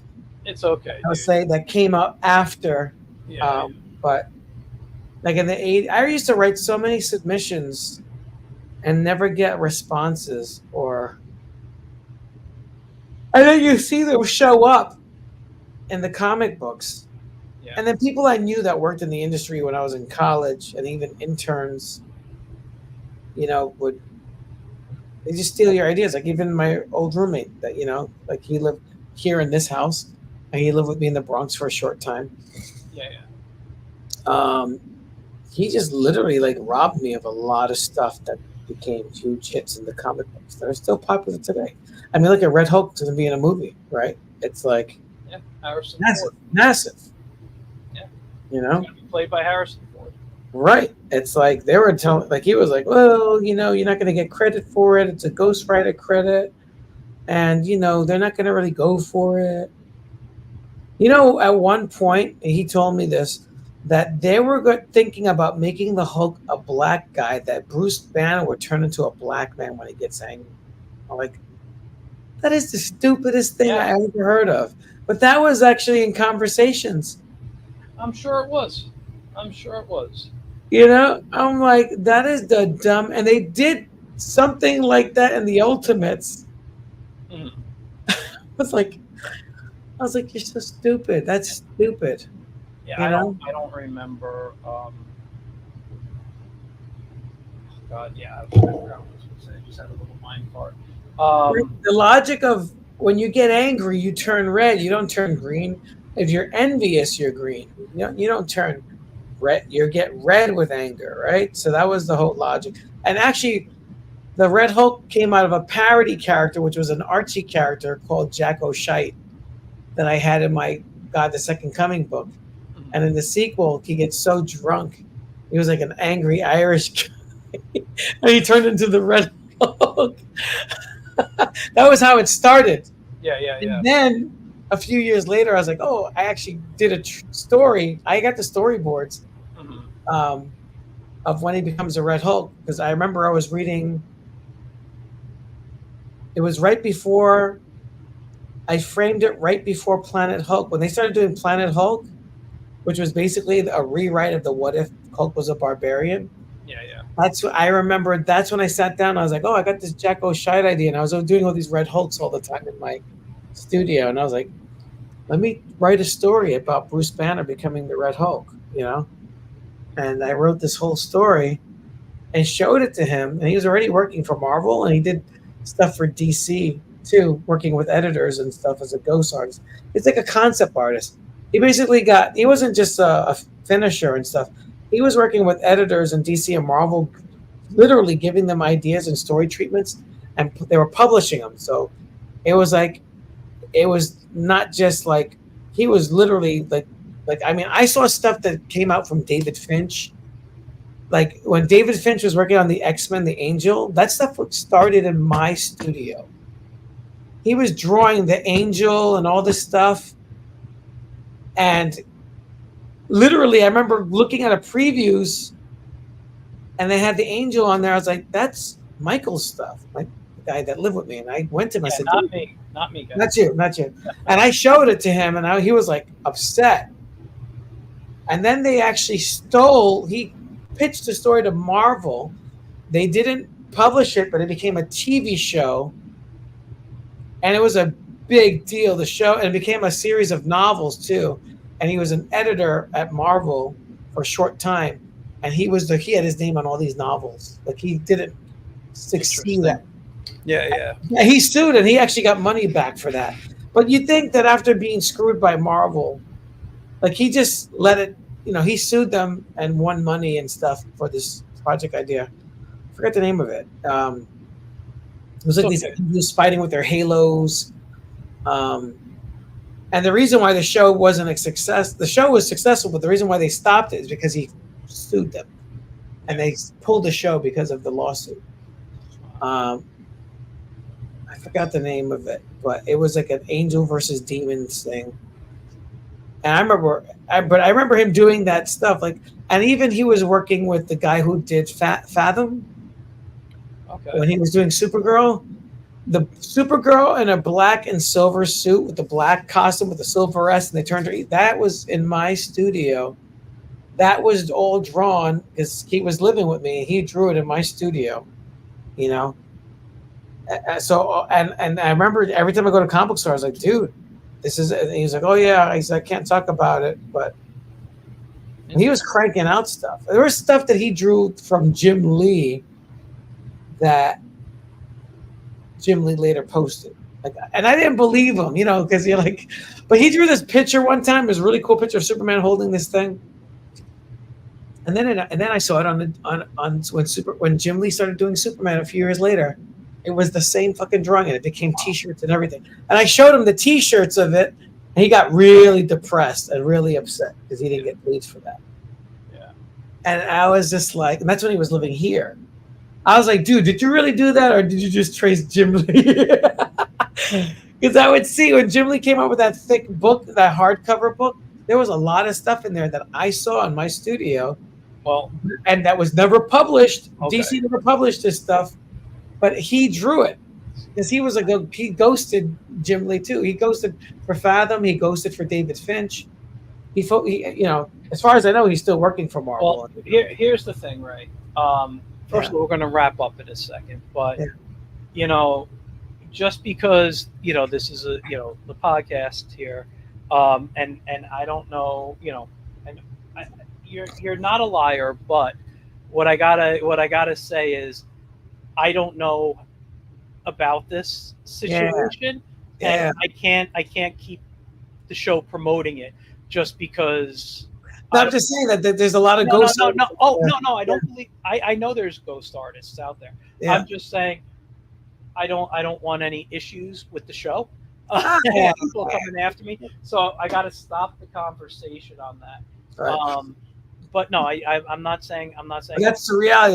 There's a lot of people out there who are artists that work for DC and Marvel, like Aletha E. Martinez, who was ghosting for Joe Quesada, and then they finally gave her a credit on Iron Man.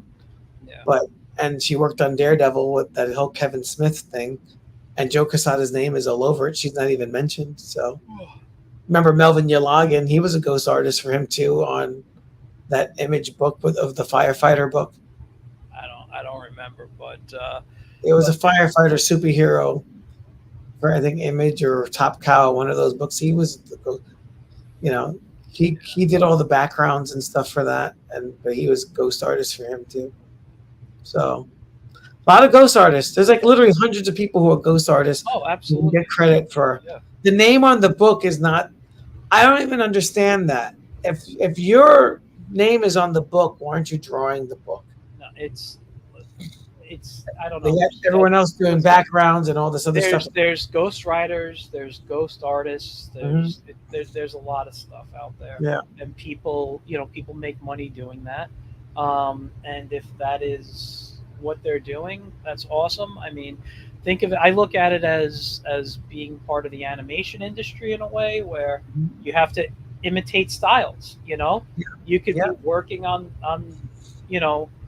the Justice League from like a 90s thing or a 2000 Justice League, and you have to draw that Bruce Timm style, but then you have to go and then you work on the Ninja Turtles and you're working on that version of the Ninja Turtles, and you got to be able so it's versatile. Yeah, and that's actually something why sometimes I have issues as an artist, because I don't always follow the same style when I draw, because I just kind of draw through feeling. But it's because I know how to imitate styles, and sometimes I'll be like, "Oh, this feels like I should have this in there," or whatever. But with that, we got to wrap up. We've got over 2 hours. I am exhausted. You're in trouble.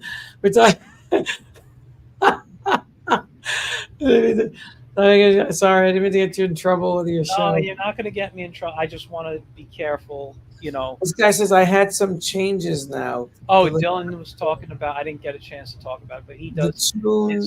He does an animation or a comic. I can't remember, called the Toonies, and he changed the name. So this guy said, "Hi, you stupid." Says I met Spike Lee at a club like 0506, and he was cool. Yeah. No, I posted that while you were talking about it. I guess you didn't see it. But listen, thank you for coming on. Thank you for all the chatting. I'm very controversial. I'm sorry. We didn't talk about politics, but we talked about comic politics. Don't forget, the next time I see you, you have an Uncle Scrooge collection from. Thank you. Yeah. I think is Fantagraphics putting this out. I also want to say another influential artist that was like an underground artist, fine art, but he did I would say his stuff would verge on comics. They actually did a comic called 7 Miles a Second. David Warjanovich, big influence in my artwork too. Nice. Okay, I'll have to check. Vertigo did a book about him, about his life, but that book made me fucking cry. That was a really good comic. 7 Miles a Second. It was a Vertigo one-shot book. But I mean, they had a retrospective of his art in the early 90s when I worked in Soho. Yeah. At the New Museum, when they had a New Museum had a branch there, and that was really that was really amazing, powerful stuff.